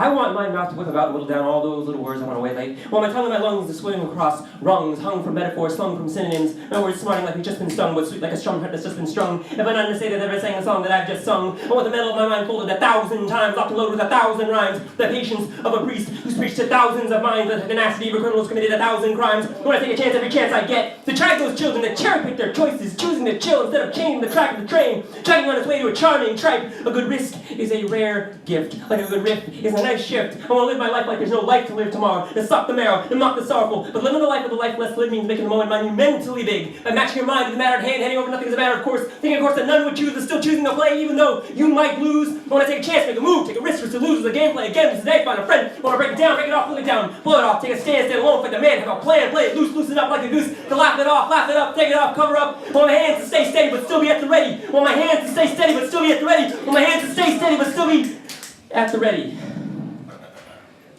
But above all else, what I want most for myself is I want to stop wanting and wishing and waiting, wondering when my words are fading, whining while my will is waning, worrying and equating when I should wade in without debating, warring within when I should walk without hesitating. What are the worth of words that aim to ensure that no change will occur except a waste of breath? Those precious few you do have before death. So weigh this warning now that I will tell you true. Wanting is well enough, but the best is to do. Thank you. Yeah! outfit, on the patio, there's like a bunch of bags and stuff. Those are yours? Those are, okay. Just a little nervous about nobody being out there. Yeah. This is a pretty weird. It's not a bad neighborhood, but Is it? That actually said. Okay. Oh, okay. Is everyone satisfied? Is there no one who wants? Yeah. No. That's the Sexy original poem. Sexy original poem. I'll end it on this. Sexy original poem, sexy cover poem, or poem about Doug Delia, or for Doug Delia. Poem for Doug Delia. Poem for, because you haven't heard this either. So. This is our last one? I'll end it on this. Thank you. So. I still gotta put the place back together. Ladies and gentlemen, a big round of applause for Brett Ashman. Yeah! So, now, I see a whole bunch of hardcore regulars for this, so let's have a round of applause for Safe Word Poetry. Indeed. You guys going for Tavis Brunson, who came all the way from South Carolina for it. Yeah! This has been here 6 years, and this is the longest running nights that we've had. Woo! We've done, so. Woo-hoo! We run for. Yeah, sure. I didn't know any of us had any running, but I mean. Down your leg. Like a year and a half now. That's good. Cool. Rock on. Nice. Good sure. Shit. Congratulations. So here's the deal, Tavis, and Wally. First of all, great to see you, man. Wally won the second annual Die Hard Slam, and he wasn't here tonight. I wanted him to be in tonight's talk. There's a gentleman named Doug Delia, and Tavis, I'm sure you know, like, poets who fit a certain, I don't want to say gimmick, but like box or niche. Like Taylor Molly is the teacher poet, Corbett Dean is the cop poet. One of our coolest guys, who's a regular in the scene, his name is Doug Delia, and his unofficial gimmick is that he is a Vietnam War medic, and he is one of the most fucking amazing writers. He won the first Die Hard Slam. This poem is a true story. Some of you guys were there for this. And it was weird. I did this at Austin last night, and someone was like, oh, I was there for that too. This is called Swerve for Doug Delia. There's a poet in my scene who's a grandfather. In his 70s, his writing's stellar. He writes great love poems, but ultimately his gimmick is that he served as a medic in Vietnam. He writes of dodging venomous cobras in ear-high elephant grass. Trees so covered with dog tags they jingle like wind chimes or Christmas ornaments. His poems discuss things my generation simply cannot grasp. Like the draft, like segregation, like pumping your best friend full of morphine and lying to him that it will be okay. He humbles me. How he can take such unspeakable horrors and turn them into poetry. Not because they're beautiful. In fact, they're quite ugly. But because they're real. I love watching him slam because he makes the rest of us look petty. 20-somethings going on about our grudges and depression, Facebook activists railing against race and gender inequality, hashtags and vapid celebrities. Not that these arguments aren't valid, they're just opinions. This man's seen war. No matter what some racist or homophobic senator says this week, your problems shouldn't count until they put a gun to your head. Onstage passion means nothing in the face of life and death scenario. Against the volume of youth, the veteran poet has mastered his art of whisper. Every word carries the weight of a grenade. To hear him live, it's as if he's still in the jungle and the audience is in his platoon being handed out in hushed instructions. After the slam, Lori and I hear it. The blood-curdling screech and explosion. That was a car crash. We rush out the parking lot of Milk Bar, charge up front to see crowds gather from out the bars, the local Mexican spot along the strip. A Honda has collided with a line of parked cars facing the opposite direction. Someone says the driver and passenger got out safely. In the middle of the intersection, a Land Rover has flipped over on its side like a wounded mastodon, chest exposed to the jaws of wolves. 911! 911! Approaching the beast, someone mounts the carcass from above, stands atop the passenger side door, peering through the windshield. The driver is on his knees, palms against the glass as if pantomiming inside an aquarium. He reminds me of one of those Houdini water traps. I scan for street signs. Bumpy and Robinson! 911, Bumpy and Robinson! the door won't open from up top, I bark orders to find a pipe or crowbar. Someone grabs the bumper that flew off, uses it to smash the back window. We pull out a trio of limp men, lift them over our shoulders, leave them to rest on the curb. Moments later, I'm shaking from the adrenaline. Fuck! All I want is a smoke or drink to calm my nerves. It feels like my blood is about to hop out of my veins. I'm not traumatized by the crash or the aftermath, but because 50 people all forgot they had cell phones in their pockets.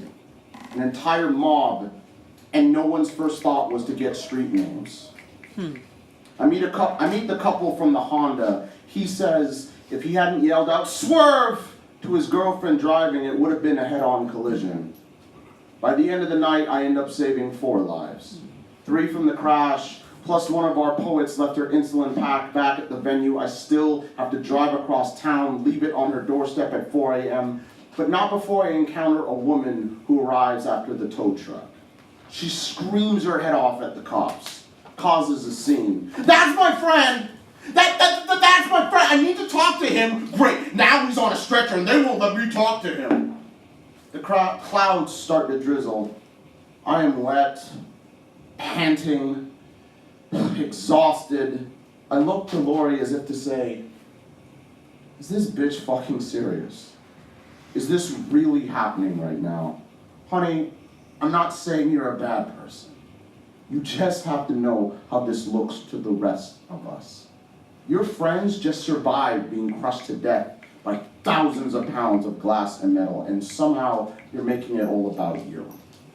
You're everything boomers hate about millennials. You are definitely not making my zombie apocalypse team. If these rooftops held snipers, you would have given away your troops' position. Whether teeth or bullets, complaining out loud only makes you an easy target. Trust me, sweetheart.